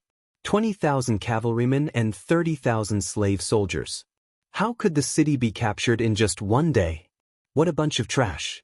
Although he was puzzled, he had to speed up his army and prepare to meet the 5-star army at Sarai. Not only was Muhammad caught off guard, but Great Khan Muhammad also did not expect the city to be captured so quickly. When he learned that the Han army was only 200 miles away from Xinjing and could arrive in 3 days, he gave several orders to the surrounding Mongolian tribes to gather their troops outside the city. The sudden fall of Samara put the Golden Horde in a passive position. But even at this time, not many people thought highly of the 5-star army. In their eyes, sheep were sheep. Even if they were given sharp weapons to kill wolves, they would still be no match for a pack of wolves. Army, continue to speed up. Put down the unimportant things first and leave them for the transport team behind. Yang Chendong knew that speed was the most important thing in war. Using speed to defeat slowness was his forward strategy for this military operation. The Golden Horde had ruled here for more than 200 years. There were countless surrounding tribes that had submitted to them. If they were all gathered together, their military strength could reach a terrifying 1 million. At that time, even if Yang Chendong had the field artillery, it would take a long time to conquer these people. The price he would have to pay would be unknown. The best way to solve this problem was to suddenly appear in front of the enemy before they fully recovered and take down Sarai. They would occupy the Holy Land in the eyes of the Mongolians and destroy their fighting spirit. Most importantly, only by catching the enemy off guard could they not give them the chance and time to move their belongings. The cost of this operation was not small. He was counting on the wealth that the Golden Horde had accumulated over the past 200 years to subsidize the military supplies. They left behind all the equipment that they did not need for the time being. 20,000 of the 120,000 soldiers were left behind to cover the retreat, while the other 100,000 rushed towards Sarai. They had originally planned to arrive in 3 days, but they only used 1.5 days to arrive. When noon arrived, the 5-star Legion Corps appeared outside the city, causing the Mongol soldiers on the city walls to scream out loud. No one had expected the Han army to appear in front of them so quickly. Luckily, the Mongolian soldiers were standing on the city walls, which gave them a sense of security. Like the Han people, the Golden Horde had holed themselves up in the city. They would only go out during the grazing season. This way they were much safer. However, they did not know that this was equivalent to killing their fighting spirit. The news of the Han army's appearance quickly spread into the city. When the city gates were closed, all the Mongol nobles in the city knew about this matter. Some of their faces became flustered, and the city became noisy because of this. The fact that Samara was taken so quickly proved that the Han army was strong and terrifying. It seemed like there was going to be a bloody battle. Even so, no one thought that the Han army would be able to take down Sarai. After all, this was the capital of the Golden Horde. Just the elite cavalry alone numbered more than 300,000. This did not include the troops from the other tribes that could come in a short period of time. It was said that the Han army only had around 100,000 men. Did they really think that they could swallow an elephant? Outside the city, the 5-star army was following the plan. The 2nd Division of the Cold Vanguard was at the front. 200 cannons were pushed to the front lines, and 3 regiments of infantry were also at the front lines. They took out their sandbags and prepared to fight at any time. The cavalry of the new 2nd Army stood on both sides of the 2nd Division of the Cold Vanguard. While protecting their flanks, they were also prepared to charge into the city at any time. The 60,000 Mongolian soldiers were made up of civilians and captives. Under the leadership of a Huli, they were also sharpening their swords. They already knew that when the time was right, they would be the first to charge into Sarai. They would be the first to charge into the city of Sarai. This was both an honor and a test. As the first to charge, it was always the most dangerous. However, no one cared anymore. Thinking of the benefits and good things that could be obtained by making military contributions, these poor men were willing to take the risk. Wasn't it true that wealth came from danger? Furthermore, many of them were made up of surrendered soldiers. Wasn't this the best chance for them to show their loyalty to the 5-star army? Many people were eager to give it a try. If they were not facing Salai City, which was once a holy land in their eyes, and still had a trace of respect, many soldiers would have laughed out loud and pointed at the city to make a joke of it. Reporting to the 6th Young Master, the 2nd Division of the Cold Vanguard is ready. The commander of the 2nd Division, Xiaofeng, stood in front of Yang Chendong and saluted. His voice was full of excitement. They were going to attack the Golden Horde that had lasted for more than 200 years. This was the home of the invincible Mongolian elites. It was said that the great Khan of the Golden Horde still had the pure blood of the Golden Horde flowing in his body. How could they not be excited when such a powerful force was about to be rubbed against by their own hands? This was a great achievement. Yang Chendong looked at the excited Xiaofeng and was very satisfied. From the time they entered the camp to the time everything was set up, it only took them 20 minutes. This was enough to prove how hard they trained. It was said that 3 minutes on stage was equivalent to 10 years of hard work. How could it not be the same in the army? A good army not only had to have a good style and be able to win battles, but also had to have strict discipline. They had to be able to remain calm in the face of danger and strike the enemy with lightning speed.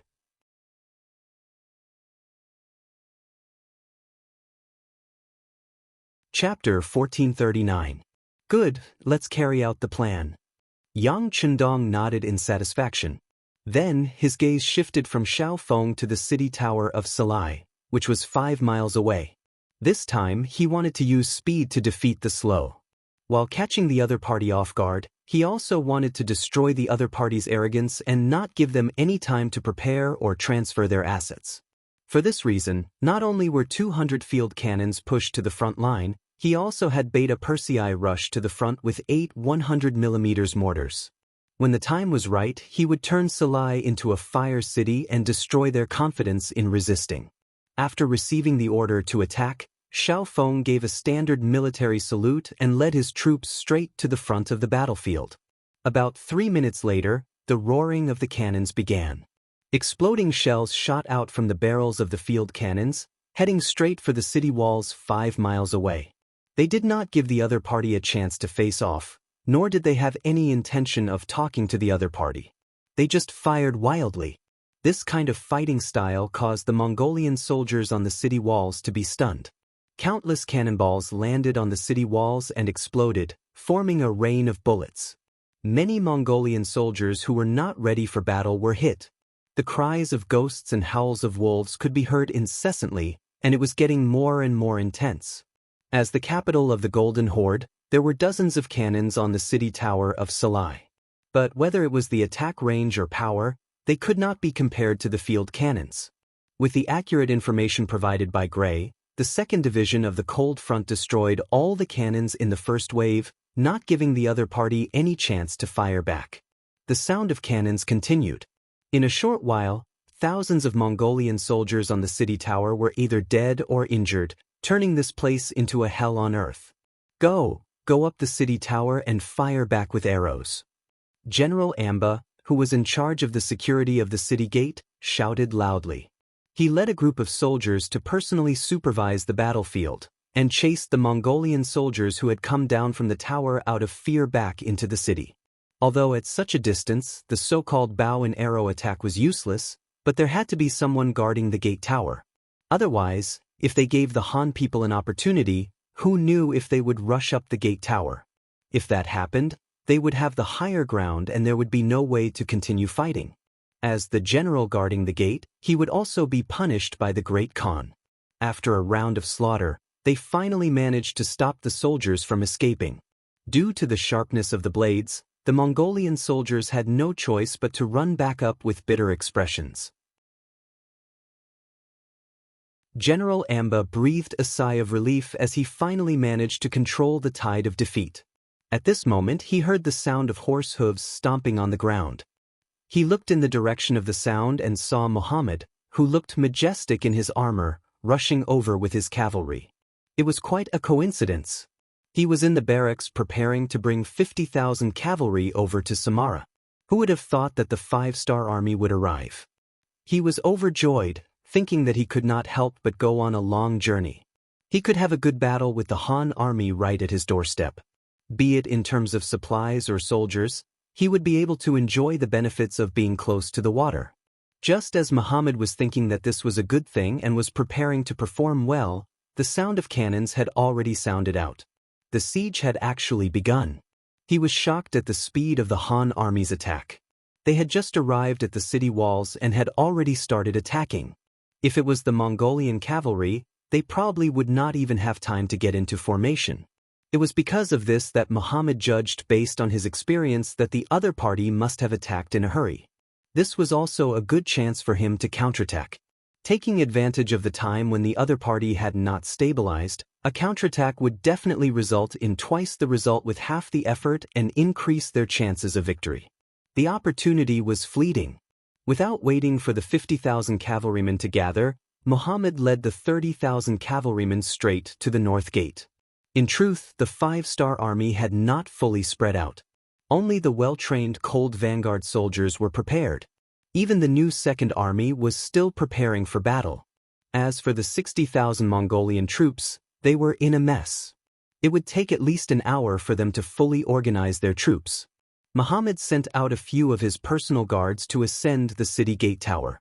They saw the performance of the 5-star army outside the city and reported back. As expected, they have come from afar and are not ready. The cavalry has not fully spread out, and this is the best chance for us to attack.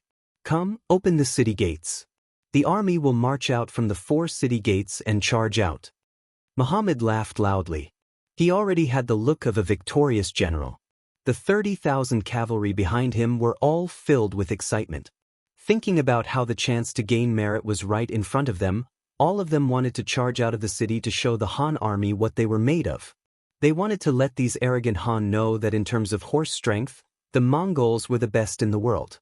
Once Muhammad gave the order, the 4 city gates were opened.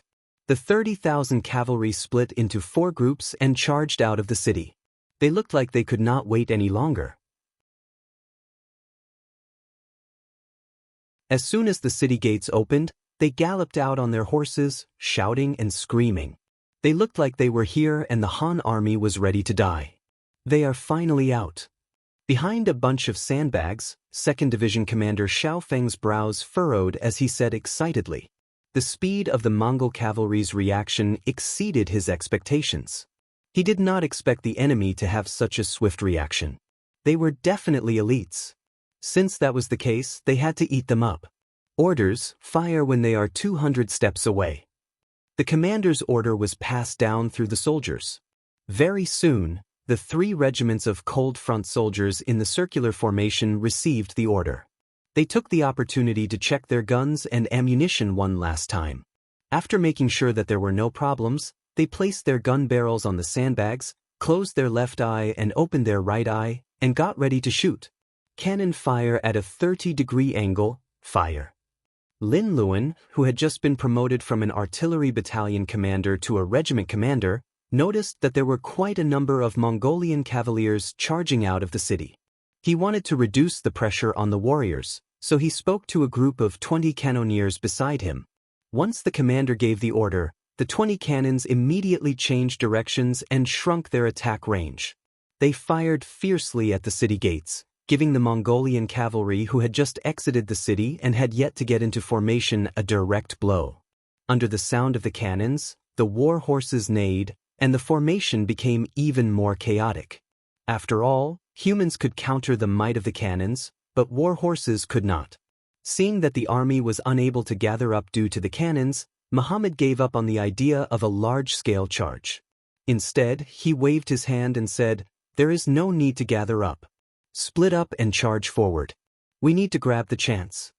Inside the ring-shaped sandbags, Commander Xiaofeng watched as the cannons fired and landed among the Mongolian cavaliers who came out of the city, causing a certain number of casualties. His expression turned dark, and the other commanders under him also had displeasure on their faces. What is this Lin Luan doing? Does he think that the cannon regiment is not in the limelight enough? He wants to snatch this bit of credit from us? The first to voice out was the 1st Regiment Commander, Chai Ji. He could be considered an experienced person, and many times, he dared to express his views and attitude. The 1st Regiment Commander was beside Xiaofeng. Usually, when there was a military operation, the 1st Regiment would be with the division headquarters. Such dissatisfaction naturally fell into Xiaofeng's ears. He also felt that it was not good to snatch credit like this. Of course, he also knew that Lin Luan was trying to reduce the pressure on them. However, the 2nd Regiment was already prepared. Just the light and heavy machine guns alone had 100, so how could they be afraid of the Mongol cavalry who were already trapped? Go, inform Colonel Lin that without my orders, there is no need for cannon support. Tell him to do his job properly and be ready to advance at any time. Xiaofeng said to the messenger beside him. These words immediately received the agreement of the surrounding soldiers. It was obvious that this was what they were thinking. The moment the Mongol cavalry left the city, they were hit by a wave of cannon fire. Under the spray of bullets, iron shrapnel and nails flew in all directions. Before the Mongol cavalry could even shout the word, "Charge," they were already turned into corpses. Under the rumbling of the cannons, the war horses were also affected. They shook their heads and did not listen to orders. In just a single round, they had lost over 1,000 riders. Cold sweat dripped down Muhammad's neck uncontrollably. The cavalry he brought were all elite soldiers. Normally, when they encountered enemies, it was normal for them to fight 1 against 3, or even 4 against 1. However, in just one round of cannon fire, they had lost so many men. If this continued, he did not dare to guarantee that they would win this battle. Fortunately, after 2 rounds of cannon fire, the cannons stopped. The cannons once again smashed towards the city walls. This caused Muhammad to heave a sigh of relief. At the same time, he scolded the stupidity of the Han people. Did they not know that compared to the thick city walls, his cavalry was easier to deal with and was more dangerous? However, Muhammad would not be so kind as to remind the Han army. Since there was no longer the threat of the cannons, he should make use of this time to charge forward. Once they were entangled with the Han cavalry, the cannons would not be able to pose any threat. Everyone charge, charge. There was no need for Muhammad to say anything. The Mongolian riders who had survived the barrage of cannon fire had already charged forward. They were all veterans, so they naturally knew what to do on the battlefield. Thanks to the previous battles with the White Russians, they had a certain level of understanding towards cannons. At the very least, they would not be afraid to charge forward. More and more Mongol cavalry charged out of the city gates, charging towards the Han army camp. In front of them, there was a Han army camp that was about a li away, and they saw that there was a large circle of soldiers surrounding the area with bags of food. Although they did not know what these people were doing, the Mongol cavalry knew that if they wanted to charge into the camp, they had to deal with these Han people.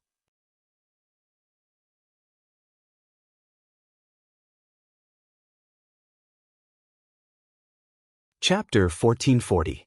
Charge. Surround them and kill them with arrows. Don't waste time. Muhammad shouted loudly. He did not care about these Han soldiers at all. To him, as long as his cavalry charged forward, he would be able to chop off their heads to show the might of the Mongol army. They're here. 500 steps, 400 steps, 300 steps, attack. Xiao Feng stared ahead. When he saw that the vanguard of the Mongol cavalry had already charged into the attack zone, he did not hold back anymore. With a shout, the light machine gun in his hands spat out flames. Along with the sound, a division of machine guns beside him also spat out flames. A total of 30 machine guns also spat out flames at this moment. On the battlefield, 30 machine guns opened fire at this moment, and the continuous tongues of fire shot towards the charging Mongol cavalry. Row after row of Mongolian cavaliers who charged forward were covered in blood, and they fell off their horses one after another. It was as if the charging group was blocked by a flood of bullets, and the corpses piled up higher and higher beyond the limit of 300 paces. More and more Mongol cavalry died under the guns. In the face of such an area of effect attack, they did not have much time to think. With the inertia of the war horses, they could not stop even if they wanted to. Under such fierce firepower, the number of charging Mongol cavalry decreased rapidly, and their hearts were slowly taken over by fear. They had never seen weapons that could kill so cleanly, and at this moment, they were panicking. Even though they charged forward with all their might under the orders of their generals, they were just cold corpses under these weapons. As the small mountain of corpses piled up higher and higher, the despair in the hearts of the Mongol cavalry finally exploded. Run! No one knew who shouted this in the crowd, but the Mongolian cavaliers who were originally charging forward started to scatter, just as they expected. These cavalrymen would rather die under military law than die under the bombardment of cannons and bullets. At least the former would leave behind a corpse, while the latter would be smashed into pieces. The 30,000 elite Mongolian cavaliers charged forward like chives, and they fell one by one. Under such an attack from all sides, be it generals or soldiers, they were all treated the same. Bullets did not have eyes, and no matter who it was, they were all killed. Muhammad, who was charging at the front, did not escape death because of his identity as a general. When several bullets penetrated his body, he struggled to raise his arm before falling off the horse with a plop. Muhammad was a great general of the Golden Horde. Even 8 to 10 people would not be able to get close to him on the battlefield. But now he was killed by a flintlock. It was also proven that his body was also made of flesh. When faced with a fatal bullet, he was no different from the others. Even Muhammad had died in battle, and the Mongolian cavalry who charged out could not see any hope of victory. At this moment, the sound of gunfire had yet to stop.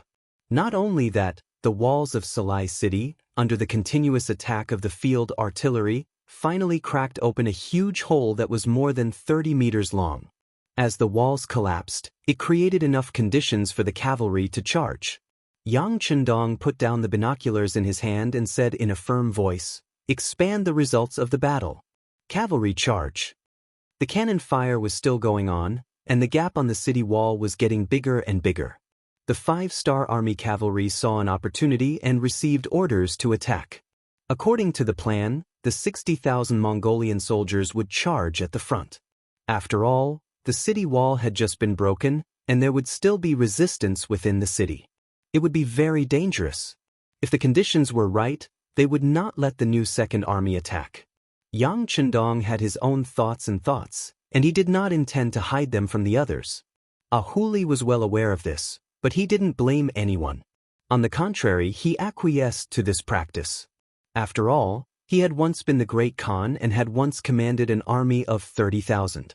Although they were all his own army, they would still be divided. This time, letting the 60,000 Mongolian soldiers attack first was dangerous, but it was also a great opportunity. If they wanted to make a contribution, they could not be afraid of death.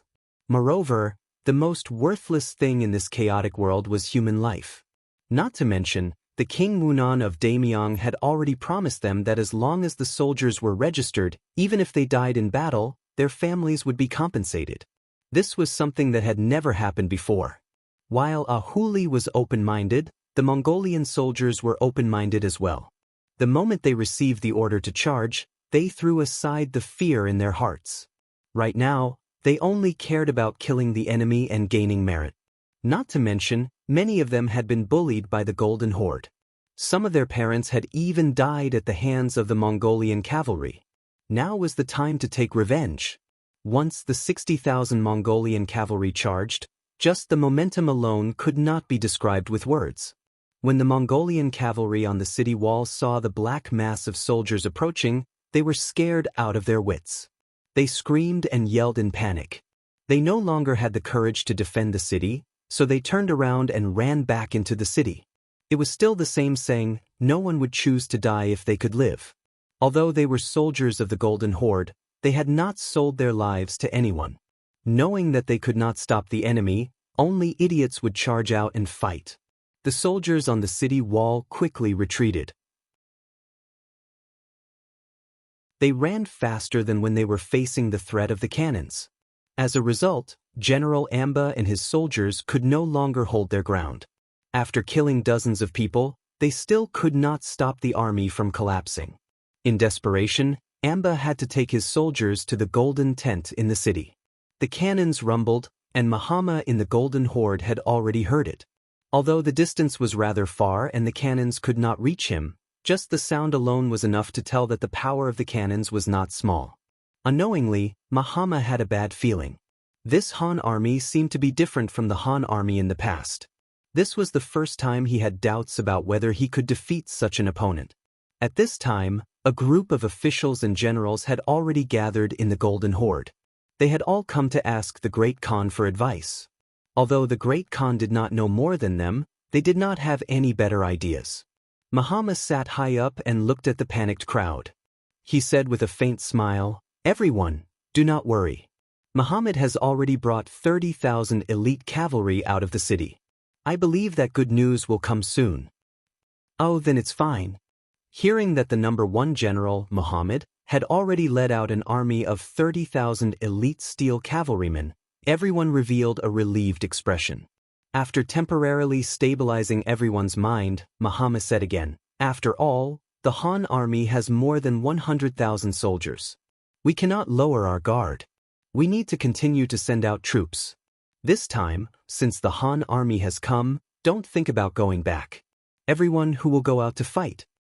Mahama was not confident that he could destroy the Han army with just 30,000 fine iron. Therefore, he needed to send more troops to the battlefield. He needed to have enough advantage in numbers. Only in this way can he completely win this war. Especially when they were discussing, the sound of cannons did not stop. Mahama was even more certain of the idea of sending reinforcements. Hearing that they still needed to send people out, everyone deeply agreed.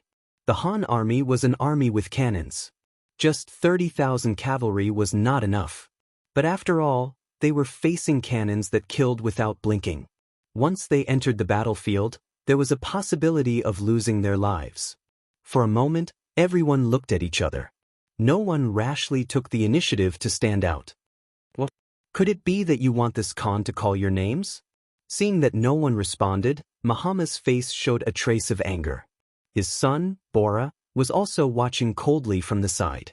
He saw the corners of everyone's mouth. If there was a chance in the future, he would not spare these people. Thinking back to their ancestors, what kind of glory did they have? Wherever they went, no one could stop them, no one could match them. At that time, there was no lack of fierce generals. But only a few years had passed. Everyone was used to living a good life and began to fear death. The Han army had already arrived at their doorstep. No one dared to take the initiative to stand out. No wonder in these years, when they fought with the White Russians, their advantage was getting smaller and smaller. With such generals, it was only a matter of time before the country was destroyed. Mahama's eyes were still coldly staring at everyone. If no one stood out, he would call their names. But at this time, there was a sudden sound of hurried footsteps. Then, a guard from the golden tent entered the hall and said anxiously, "Great Khan, General Amba requests an audience." Amba? Mahama instinctively frowned. Isn't he guarding the city wall? Why did he come down without orders? Father, there must be something important to report. Why don't we call him in first? Bora also felt that the situation was not good. But if he wanted to know what happened, he still needed to see Amba. Call him in. Mahama nodded and ordered the guard, then straightened his body. Soon, Amba entered the hall with a tired face. When he saw Mahama sitting high above, he immediately saluted, put his right hand on his chest, lowered his head and said respectfully, "This General Amba greets the great Khan." Amba, why didn't you guard the city well? Why did you come here? Mahama was already very anxious in his heart, but in front of everyone, he suppressed his anxiety and asked, "Great Khan, this general is guilty." With a plop, Amba suddenly knelt on the ground. Then, with snot and tears, he told the story of how Muhammad's 30,000 elite cavalry was almost wiped out. Amba finally finished, then lowered his head, not daring to raise it again. At this moment, the hall was so quiet that a pin drop could be heard. Everyone was shocked by these words and stood there without saying a word.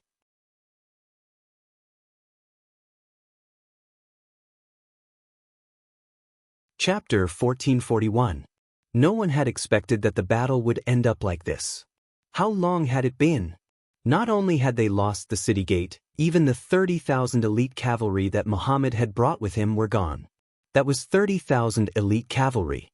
If it was a clash of swords and spears on the battlefield, even 100,000 ordinary Mongolian cavalry would not dare to claim victory. But now they were all gone. What was going on? Could it be that the strength of the Han army is stronger than their elite cavalry? Everyone turned pale with fright. In the end, they all looked at Khan Mahama. At this time, they had no idea what to do and could only listen to the Khan's orders. How could Mahama not be startled?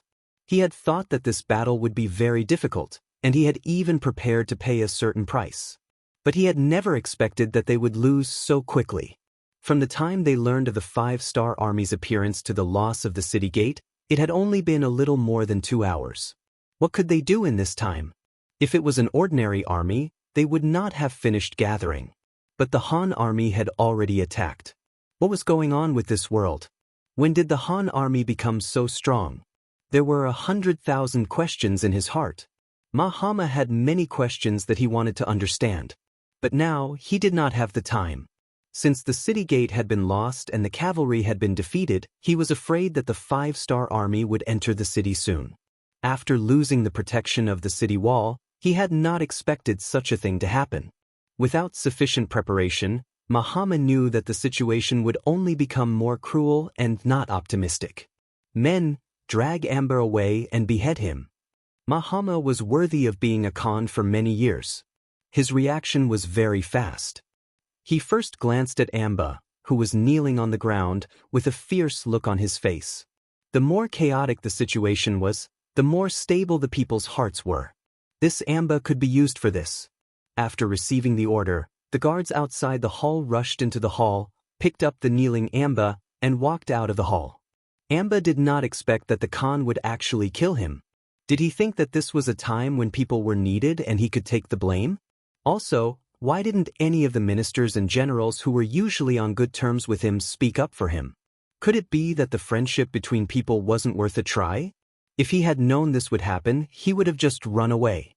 Who would have come back to report this? Since he was going to die sooner or later, he might as well take a gamble. In fact, Amba had wrongly blamed his friends. Everyone was just shocked by the news he brought, and for a while, they had not recovered from their shock. In addition, Mahama's decision was too sudden. By the time they reacted and wanted to plead for their old friend, Amba had already been dragged away and beheaded. Amba died just like that. This greatly exceeded everyone's expectations. Some people even seemed to think of themselves in the future because of this, and couldn't help but have ugly expressions. It was at this moment that Mahama took the opportunity to speak while everyone was still unsettled. The Han people only used their cannons to break through the walls. In terms of horse riding, who can be a match for us Mongols? As long as we can hold them off for a while, with our advantage in numbers and the support from the surrounding tribes, destroying the Han army is just a matter of raising our hands. In this way, where are Barry and Yudu? I order the two of you to lead your cavalry to meet the Han army. Even if you can't drive them out of the city, you must stop them from entering the city. We will have other reinforcements coming later. Accept the order. First, he encouraged everyone and strengthened their confidence in winning. Then, Mahama called out two names and ordered them to lead the troops. Barry and Yu, who were called out, paled and looked very ugly. How was this asking them to go to war? It was clearly asking them to die. Even the 30,000 elite cavalry led by General Muhammad was not a match for the Han army. They only had 10,000 cavalry. How could they fight against the Han army? The two wanted to refuse, but when they thought of Amba's fate and looked at Mahama, who was sitting at the head of the table with a murderous look on his face, they finally did not say anything. They could only stand up and say reluctantly, "Great Khan, we are willing to go, but we hope that the reinforcements will arrive in time." Generals, don't worry. Salai City is the capital of the Golden Horde. No one wants to defend this place more than me. Rest assured, Prince Bora will lead reinforcements to assist you in a short while, Mahama said in a solemn manner with an expectant look on his face. Hearing the great Khan's promise and thinking of the importance of Salai City, the two generals nodded and left the hall to prepare the troops. Everyone quickly left. They also had to organize the troops in the city and prepare to fight against the Han army at any time. Prince Bola also received his father's orders and began to mobilize all the troops in the city. He also distributed food and was ready to enter the battlefield at any time. Everything was planned well. Mahama was also prepared to fight to the death with the Han army. Over the years, Salai City had been under his management, and the land it occupied was large enough to accommodate 1 million civilians and soldiers. With such a large city, with such a large population, it was enough to tire the 100,000-strong Han army out of breath. Once the time was right, it would be the time for them to counterattack. When it came to plans, there were always changes. The two of them seemed to always appear at the same time.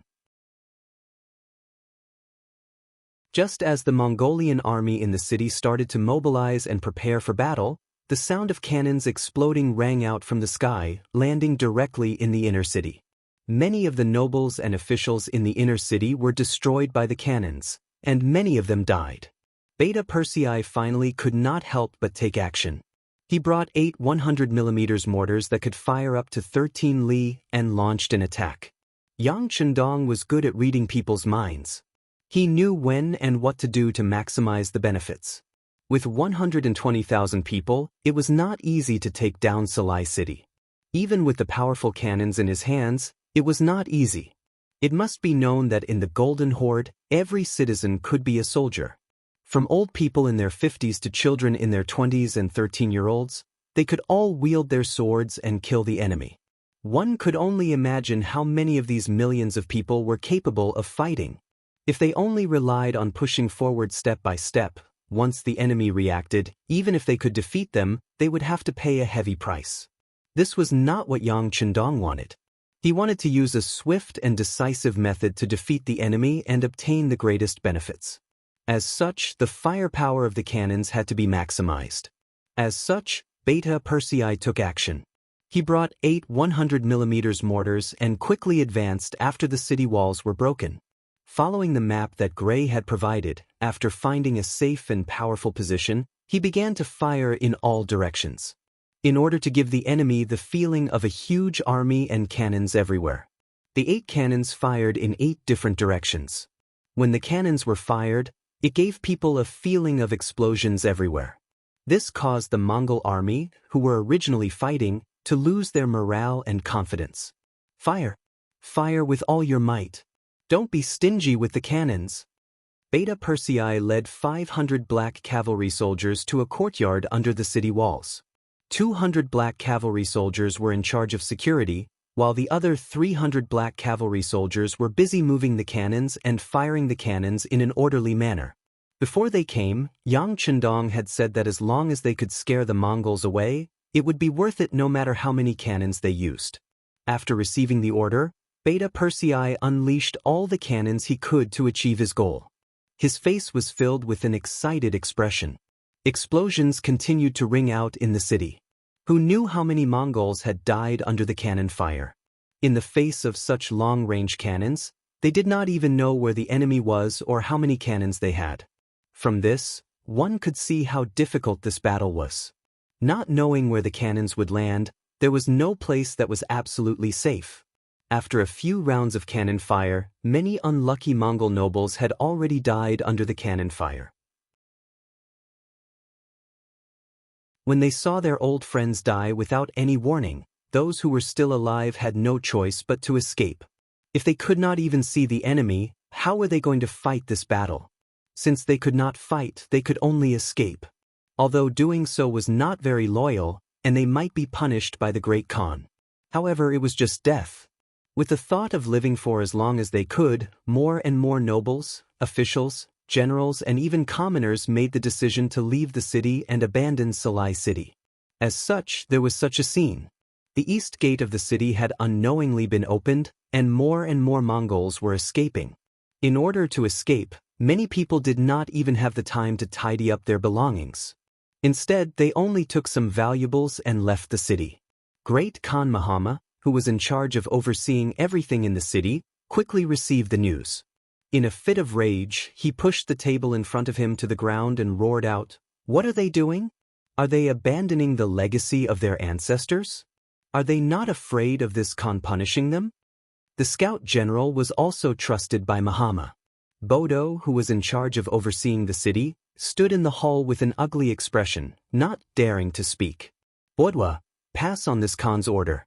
Kill all those who try to escape without orders as a warning to others." Mahama was so angry that he shouted in fear and issued the order. Bodo, who had always carried out Mahama's orders thoroughly, had a difficult expression on his face this time. He gritted his teeth and seemed to have made up his mind as he said, "Great Khan, there are too many people running away. We can't kill them all. If we really do that, I'm afraid it will cause a conflict, and that will only benefit the Han army." The Mongols were different from the Han. At that time, they were backward and did not know what virtue was, what filial piety was, and what it meant when the ruler ordered his subjects to die.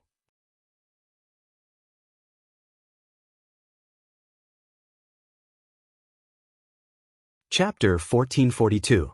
Their hearts were full of wildness. If someone wanted to harm them, even if that person was the Great Khan, they would still dare to fight back. It was precisely because of this consideration that Bodo came up with such a statement. Because if they really started a massacre at the East Gate, those nobles and generals who escaped would definitely kill them. In this way, the ones who would benefit from killing each other would be the Han army that entered the city. How could Mahama not know this? It's just that he was really angry. He was angry at the 5-star army for not playing by the rules, he was angry at the cowardice of his subordinates, and he regretted that he was about to abandon Salai City. Yes, at this time, Mahama also made the same decision as everyone else, and that was to escape the city. Compared to others, Mahama cherished his life even more. He enjoyed the feeling of being above others. Clothes were stretched out for him and food was served to him. This made him even more afraid of death. He was afraid that he would lose everything. After knowing that the city couldn't be defended, he could only choose to escape if he wanted to live. Sigh, forget it. Since that's the case, how can this Khan do something that hurts his loved ones and pleases his enemies? Go, call the prince over. Mahama said to Bodo with a compassionate look. He was obviously forced to, but he pretended to be considerate of everyone. Bodo couldn't see it, but for the sake of his own life, he still cooperated and said, "The Great Khan is wise. The officials will definitely thank the Great Khan for his painstaking efforts." "Okay, go call the prince over," Mahama said with a disheartened look. The Great Khan also escaped. The 20,000 iron armor army that Prince Bola had just gathered became a tool to open up a path for escape. In order to allow the Great Khan to escape from the city smoothly, these cavalrymen with golden armor slaughtered their way out of the East Gate. Countless courtiers died because they stood in the way. The spies that were arranged in the city immediately reported this news to the new Second Army's commander. At this time, Beta Persei also appeared with 500 black cavalry soldiers. Along the way, they had fired countless cannonballs and killed countless people. Finally, they had turned the city into a mess.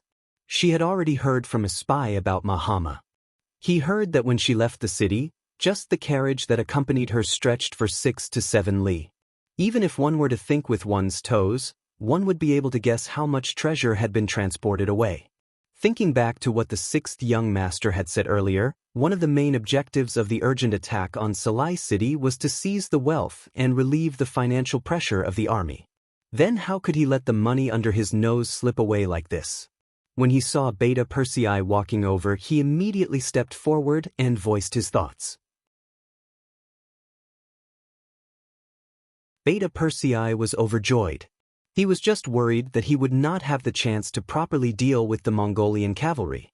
Now that the excuse had come, and coincidentally, the young master was not by his side, wouldn't he be able to take the initiative to attack? "Commander Shi, we can't hesitate on this matter. Otherwise, the young master will not be happy with the treasure being transported out of the city. How about this? Give me a cavalry, and I will personally chase after them." Beta Persei put on an appearance of wholeheartedly serving the public, but wanting to lead an army proved that he wanted to go to the battlefield for his own selfish reasons. She understood Beta Persei a little and chuckled. "Okay, then I'll have to trouble second brother. How about this? I'll arrange for the 1st and 3rd divisions to come over and listen to your orders." 2 divisions at once, that was more than 10,000 people. Beta Persei immediately agreed. Salai City had not been completely pacified yet, and they still needed to leave enough troops behind. This was already a great effort, and it should also be for the sake of the young master. Mahama escaped. Under the circumstances, he had no choice but to escape for his own safety. He was heading towards New Salai City, which was southeast of Salai City. There was originally a large construction project there, and it was going to be the new Shengjing City. It was a good place to take refuge. Along with him, there were hundreds of thousands of nobles, officials, soldiers, and civilians. Among them, the number of civilians was the least. When everyone wanted to leave through the city gates, the civilians belonged to the vulnerable group. In the face of sharp swords, they had no choice but to make way for the nobles. Because of this, they missed the opportunity to escape the city. In the end, after the 5-star army guarded the 4 gates, they were trapped in the city. Beta Persei led 500 black cavalry and 2 divisions of cavalry out of the city to chase after them. She also began to concentrate his forces to guard the 4 gates, and at the same time, to surround and kill some of the armed Mongolian soldiers in the city. This was the place where the Xungjing city of the Golden Horde was located. It was once a place where everyone was a soldier. Although Mahama and the others had left, they still could not be careless. She was a serious and methodical person. When a mission was handed to him, he only needed enough time to complete it. What made him happy was that under the heavy siege, many Mongolian generals came to join him. Among them, Baru and Wu Tuo were the 2 leaders. They were the ones who were left behind by Mahama to block the 5-star army. But when they saw that the artillery was everywhere, had a long range and was powerful, how could they still fight?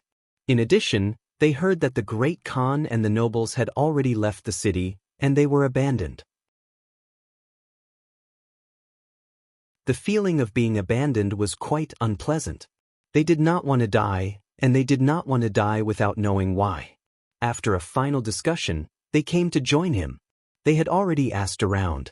This Han commander could be considered half a Mongolian, so he would not make things difficult for them.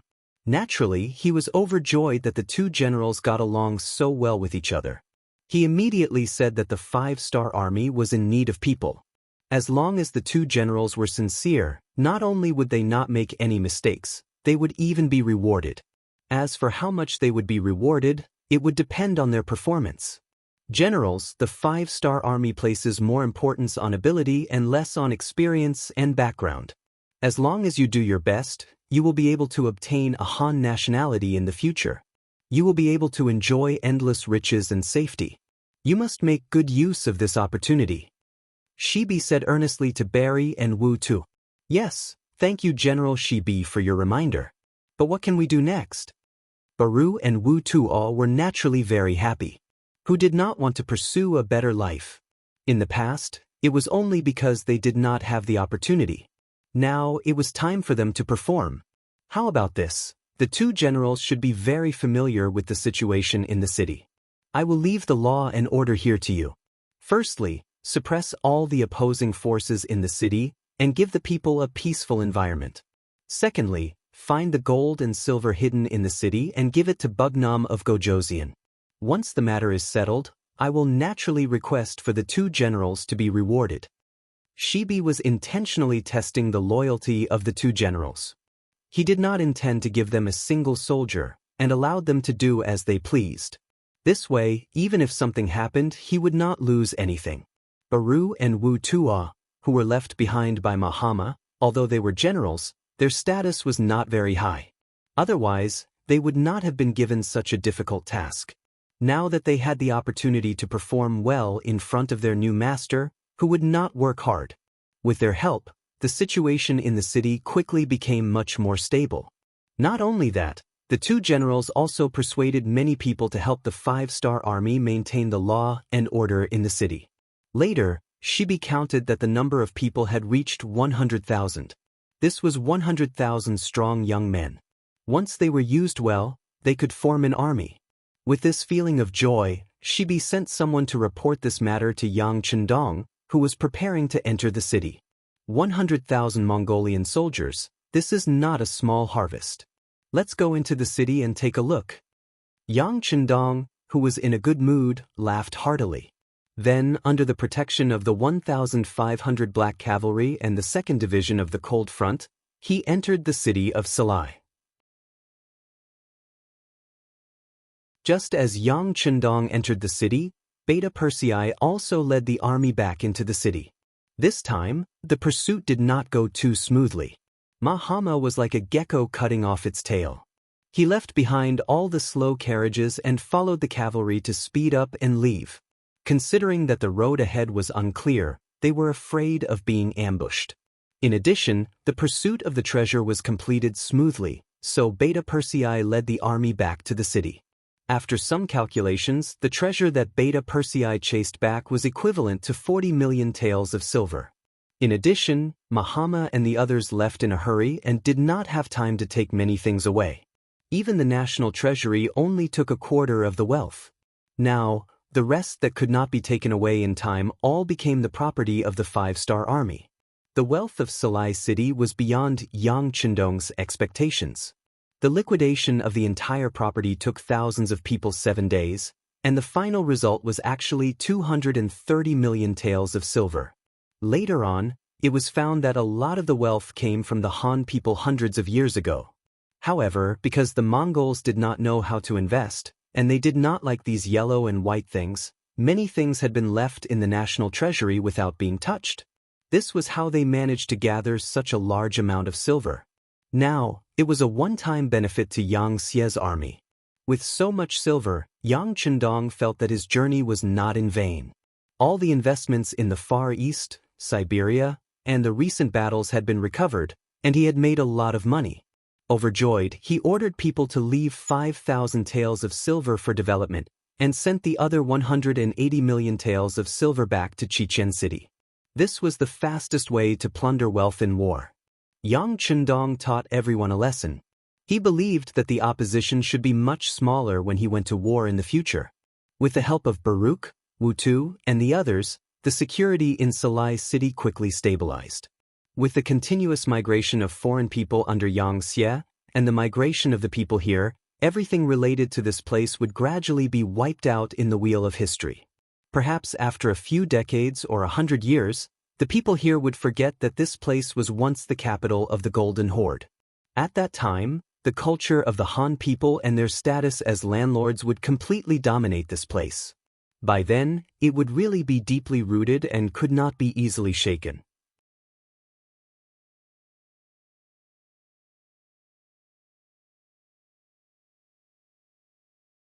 Chapter 1443. Yang Chendong had also decided to rewrite history. In the future, the entire world would belong to the Han, and history would be written as such. Even if one day his descendants failed to live up to his expectations, his opponents would only appear as traitors. He wanted to establish the concept that the Han were the true rulers of this world. After 10 days of delay in Salai City, on the morning of the 11th day, the army once again set out. Their target was New Salai City. Their goal of plundering wealth had been achieved. Next, it was time to completely eliminate their opponent, the Golden Horde. The army moved out in a mighty manner. Hundreds of thousands of soldiers left the city like a long dragon. Looking from afar, it seemed to cover the sky. Compared to the time when they had attacked Salai City, there were now 100,000 more Mongolian soldiers. Gray, Barry, Wu Tua and the others had been personally tested by Yang Chendong. Yang Chendong had found that they were truly talented, and they had also joined the battle. They had gone from being generals of the Golden Horde to being generals of the 5-star Corps. This time, the reaction of the Golden Horde was much faster. With the previous lesson, Scout General Bodo had already arranged for people to keep an eye on the situation. When he found out that the Han army was moving out, he immediately reported it to the Great Han. At this time, Mahama, who had just settled down in New Salai City, heard the news and his face turned red in anger. They had always been the ones chasing after others and beating them up. Now that it was finally his turn, he couldn't accept it. These Han soldiers are too much. Do they really think this Khan is afraid of them? Have the troops sent to protect the emperor arrived? Bodo, who had been waiting for this question, immediately replied, "Great Khan, there are already a dozen tribes that have heard the news and arrived outside New Salai City. There are still a dozen tribes that are rushing here because of the longer journey. If we add them all together, there are hundreds of thousands of people. It's enough to deal with the Han army. If that's the case, order people to pacify the tribes that have already arrived. Send people to urge the tribes that have yet to arrive. At the same time, clear out a wide area in front of the city. The battlefield should be at least 50 li horizontally. This time, we will meet the Han army here. We can't retreat anymore. This Khan wants to see if these Han people really have 3 heads and 6 arms. Even if that's the case, this time, we will not let them return," Mahama said with a face full of confidence. He was not prepared to retreat anymore, or rather, there was no place for him to retreat to. Although the Golden Horde was huge, after years of development, its population was not small. However, there were only a few large cities. Firstly, it had to do with their habits. Living in the city was comfortable, but how could they survive without grazing? Secondly, they did not know how to run a business. Even if they spent a lot of effort to build a city, not only would there be no income, but they would also have to pay for it. How could Mahama and the previous great Khans do such a loss-making business? After losing a few major cities, especially after losing Sarai, Mahama did not want to retreat anymore. He was prepared to fight to the death here. This time, he would bring a few 100,000 Mongolian elites to teach the Han army a lesson. Mahama had already made up his mind, and no one dared to persuade him anymore. Thus, they contacted the other tribes and invited them to gather at New Sarai city to fight the Han army. For this, the ministers, generals and nobles who followed Mahama promised countless benefits. More and more tribes received requests to mobilize their troops, and not many tribes dared to refuse. Although the people in charge of relaying the message were polite, there was a strong sense of threat in their words. For example, if they could come, they would be extremely grateful and promised benefits. If they could not come, then they would have to take care of themselves. Just a simple sentence of, "take care of yourself," was enough to shake the hearts of many small clan leaders. They sighed deeply and had no choice but to send out reinforcements. He was one of them. As the leader of a small Mongolian tribe, he had 30,000 Mongolian civilians under his rule. Among them, 5,000 were young and strong cavalry. Although he was not as strong as the larger tribes, he was still a decent force among the smaller tribes. In the past, when they fought with the Rasi principalities, they had been sent out to fight. Every time, regardless of whether they won or lost, they would have to retreat with their tails between their legs. After a few times, he had some opinions. He was a valiant general with a height of more than 8 feet. He was tall and strong. Just by standing in front of him, he gave off a strong sense of pressure. He was also very strong, and his equestrian skills were extraordinary. Even the experts of the tribe would not be able to get close to him in a group. Such people usually had a straightforward temper. They didn't beat around the bush and liked to go straight to the point. But no matter what his temperament was, he did not dare to refuse the requests of the Golden Horde. He did not forget that there was once a leader of a small tribe who was on good terms with him. Because he fell ill, he was delayed in sending out reinforcements. As a result, he was massacred by the elite cavalry of the Golden Horde. The entire tribe had more than 10,000 people, regardless of gender or age. None of them survived. When he heard the news, he had rushed over to take a look. When he saw that there were children in swaddling clothes who had died under the scimitar, he was completely shocked. Although over the years, he had killed many people, but he had not killed such young children. This was clearly a move to exterminate the tribe. From then on, he hated the self-proclaimed orthodox leaders of the Golden Horde. At the same time, he was also afraid of them. If they had any orders in the future, he would not dare to disobey. This time, who had received another order, quickly gathered the young men in the tribe. Nearly 1,000 of them were new recruits. They had just been added. Some of them were only 13 or 14 years old. However, as Mongolians, they had grown up on horseback. Even at this age, their horsemanship was quite good. "Chief, you must bring them back safely." A woman who looked to be in her 30s but was still very beautiful said to He with a pleading look. She was He's wife, Wu Yun. She was very wise in Mongolian. This woman had played a big role in the development of the tribe to this day. Every time the men went to war, she would lead the entire tribe and the women to wait for their husband's return. In the past, Wu Yun would also give a few words of advice when he went to war. But this time, it was different. Her eyes were filled with tears. It was because her and he's son, Dorza, was among the nearly 1,000 new recruits. He was just a child who had just reached the age of 14. In the last war, when they fought the Rasi, the tribe lost nearly 1,000 people. This time, they had to choose from boys who had just turned 14 years old. Although it was said to be a selection, it was actually a selection of people. In a small tribe of 30,000 people, the ratio of boys was not high. As the chief's son, Duo Jia was naturally chosen to join the army. If he wanted other people's children to send their sons to him, as the chief, how could he not set an example? Looking at Wu Yun's teary face, how could he not understand what she was thinking? He sighed and said, "The young eagle will grow up sooner or later. How can a man become a real man if he doesn't go through hardships? You must believe in our son Duo Jia. He will definitely survive the cruel war." With such a serious tone, he had already made his stance clear. That is, if something happened, he would definitely not take care of them. In his eyes, these 5,000 people were all his soldiers and there was no distinction between them. Wu Yun, who had long been familiar with He's life, was slightly disappointed. But there was nothing she could do. She could only loosen her grip on He's arm and prepare to let him go. But at this time, a soldier's voice suddenly came from outside the yurt. "Chief, there is a person who claims to be your good friend, who wants to see you." Anda? He was not surprised when he heard this. Every time before a war, the leaders of other tribes would come to discuss this matter. First of all, it was to unify everyone's opinions. Once on the battlefield, rootless duckweeds like them could support and help each other. That might increase their chances of survival. He also thought that the other tribes had sent people to discuss this matter, so he said, "Invite the distinguished guest in." The curtain of the yurt was lifted from the outside, revealing a burly man. Although he was slightly weaker than there was not much difference.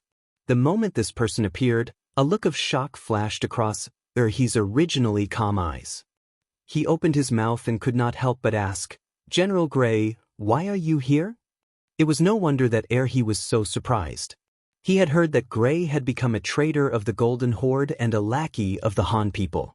How could a person who was wanted by the Golden Horde appear here? What was going on? In a short while, he thought of many things. It was only when his wife, Dark Cloud, touched his arm that he came back to his senses. He hurriedly said, "Come, General Gray, please." He and Gray had a very good personal relationship. It was because of his excellent performance in a battle that attracted Gray's attention. In contrast, Gray was a very famous general in the eyes of the Golden Horde Khan. To be able to establish such a relationship was naturally what he wanted. Both sides were interested, and their relationship was getting better and better. When he heard that Gray had joined the Han people, he did not believe it. At the same time, he also felt a sense of sadness. He did not even have his own backing. In this battle, he had no confidence. Without an acquaintance to take care of him, he was full of worries about the future.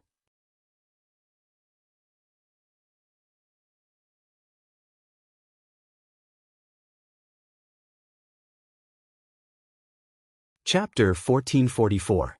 Who would have thought that Gray would appear in front of him at this time? What was he doing? Was he still a member of the Golden Horde? Whose attitude did he represent this time? What should he do? Many thoughts flashed through his mind in a short while, but he still pretended to be calm on the surface. He said to Wu Yun, "Our esteemed guest is here. Go and prepare some food." Wu Yun knew that he was looking for an excuse to make her leave. She nodded sensibly and gave Gray an apologetic smile before turning to leave. When only the two of them were left in the tent, it suddenly became quiet. Gray's voice broke the silence as he sized up he seriously. "What? Are you surprised that I'm here?" He didn't expect Gray to ask this. Originally, he thought that if Gray didn't mention it, he wouldn't take the initiative to mention Gray's position. But now, he had no way out. He could only nod. "That's right. I heard that General Gray has surrendered to the Han people. Is that true?" "That's right. I surrendered to the Han people." Gray only waited for he to finish speaking before quickly giving an answer. This caused he to be surprised. In the eyes of the Mongols, surrendering to the Han was an extremely shameful thing. Any self-proclaimed man would never do such a thing. However, at this moment, Gray had actually admitted to it in such a straightforward manner. This had truly exceeded his expectations. Even if Gray had just found a reason or used a more tactful way of saying it, it would have been fine. Seeing the surprise on he's face, Gray shook his head and smiled. If it was in the past, he would definitely not say such a thing. He would be proud of surrendering to the Han people. But this time, after seeing the power of the Five-Star Army's firearms, he was convinced. He also completely understood that if the Golden Horde were to face the tyrannical power of the Five-Star Army, there would only be one result, and that was failure. As for the degree of failure, it would depend on how strong Mahama's resistance was. If the entire Mongolian people resisted, although the Mongolians would not be completely wiped out, they would definitely suffer a great loss. Since that was the case, Gray believed that what he needed to do was to preserve as much of the strength of the Mongols as possible. Hence, when he heard that Mahama was gathering the Mongol army towards New Salai City, he took the initiative to ask Yang Chendong. He wanted to persuade more Mongol tribes not to become enemies with the Five-Star Army. What Gray didn't expect was that after hearing his request, Yang Chendong only hesitated for a moment before agreeing. Not only did Yang Chendong give him a sizable amount of gold and silver, he even allowed him to leave the camp with a dozen of his personal guards. Not only did he not send anyone to keep an eye on them, he also gave them enough money. A look of disbelief appeared on Gray's face as he walked out of the Five-Star Army's camp. He finally understood what the big picture was and what it meant to be broad-minded. There was no doubt that Yang Chendong possessed these characteristics. Just in terms of structure alone, he was far superior to Mahama. It was also because of this that Gray wanted to do a good job in persuading the Mongolians to surrender. This wasn't just to preserve the bloodline of the Mongols. More importantly, he wanted to prove to Yang Chendong that he had not misjudged him. Since he had received money and gained trust, he would do a good job. Thus, Gray came to the leader who had a good personal relationship with him and, most importantly, who was sincere in his consideration for his tribe. Not all Mongol leaders were good to their tribe. Due to their living habits, the Mongols who lived by herding animals could not gather in a city like the Han people. If not, where would they find such abundant water plants? Because of this, the scattered Mongol tribes would often fight over land with abundant water and grass. Once they gained power, some leaders' greedy natures would be exposed. They would take the best things in the tribe for themselves, becoming a parasite that could enjoy life without putting in any effort. There were many other tribal leaders like him. They only needed to curry favor with the nobles of the Golden Horde to secure their positions. However, most of these leaders did not have much fighting strength. Even if they led their troops to victory, it was only because the enemy was too weak or because the difference in strength between the two sides was too great. There were those who reaped without sowing, and there were also those like he who shared the suffering of the people. Gray naturally respected the latter. Not only did such leaders win the hearts of the people, but their soldiers also dared to fight to the death. Such people were the ones he should recruit. They were the ones who should be protected and passed down in the Mongol army. Since he had decided on his target, Gray thought of many methods along the way. In the end, he decided to tell the truth. For a straightforward leader like if you tried to deceive him, it would only have the opposite effect if he found out. After deciding to speak the truth, Gray's direct and straightforward attitude and reply came about. He, who was not prepared, was confused by Gray's actions. Fortunately, Gray did not rush him. Instead, he sat there quietly, waiting for he to think and consider. He only needed to be prepared to answer at any time.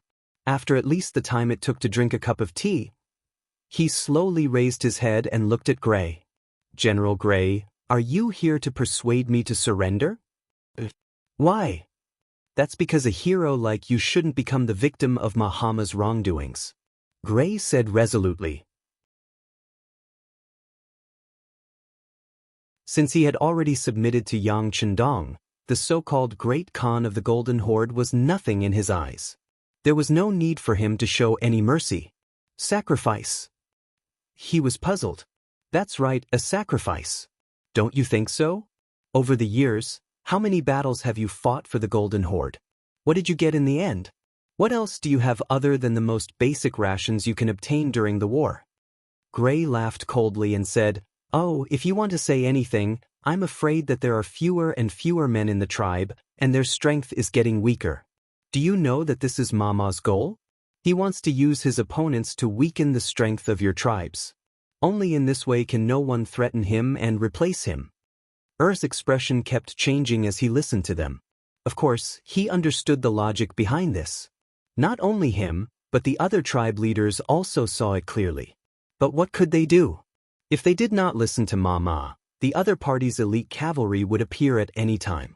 One was to slowly exhaust their strength through war, and the other was to be directly exterminated. Choosing one of the two, as long as one was not a fool, they would know what to do. He shook his head. General Gray, there is no need to say any more. Even so, we are still a Mongol tribe. General, you surrendered to the Han and became a captive in the hands of the two-legged sheep. I'm sure you feel good. He actually started to counterattack. Gray was not angry, but laughed. What he was afraid of was that he would not say anything. If that was the case, it would be very difficult to persuade the other party. But as long as the other party was willing to speak, he would have a chance. Therefore, he was not angry. Instead, he said in a mocking tone, "Two-legged sheep? So many years have passed and you still think this way. Don't you know that things are changing at any time? The weak in your eyes has grown to the point where we have to look up to them. Does anyone know? Look up to them? General Gray, were you defeated by the Han and scared out of your wits? Isn't that a bit biased?" He did not believe it instinctively. In his opinion, this was only because Gray was now a member of the Han army, so it was not surprising that he would speak up for them. You want to say that it's unfair?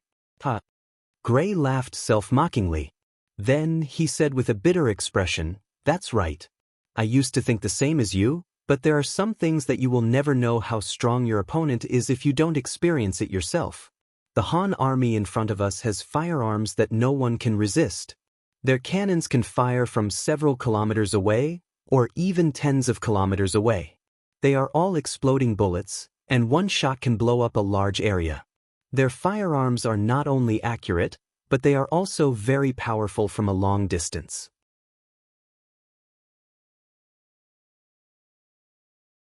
They can easily penetrate thick armor, and even strong horses are as fragile as thin paper under their muzzles. Let me ask you, who can stop such an army? Who can compare to them? Or do you think that the warriors of your tribe are invulnerable? Or that they are like cats and have 9 lives? Even if they have 9 lives, they will only die a little later. They will still not be able to charge in front of the Han army. How could one defeat such an army that could take one's life from a long distance away and not give one a chance to fight head-on? How can you defeat them?"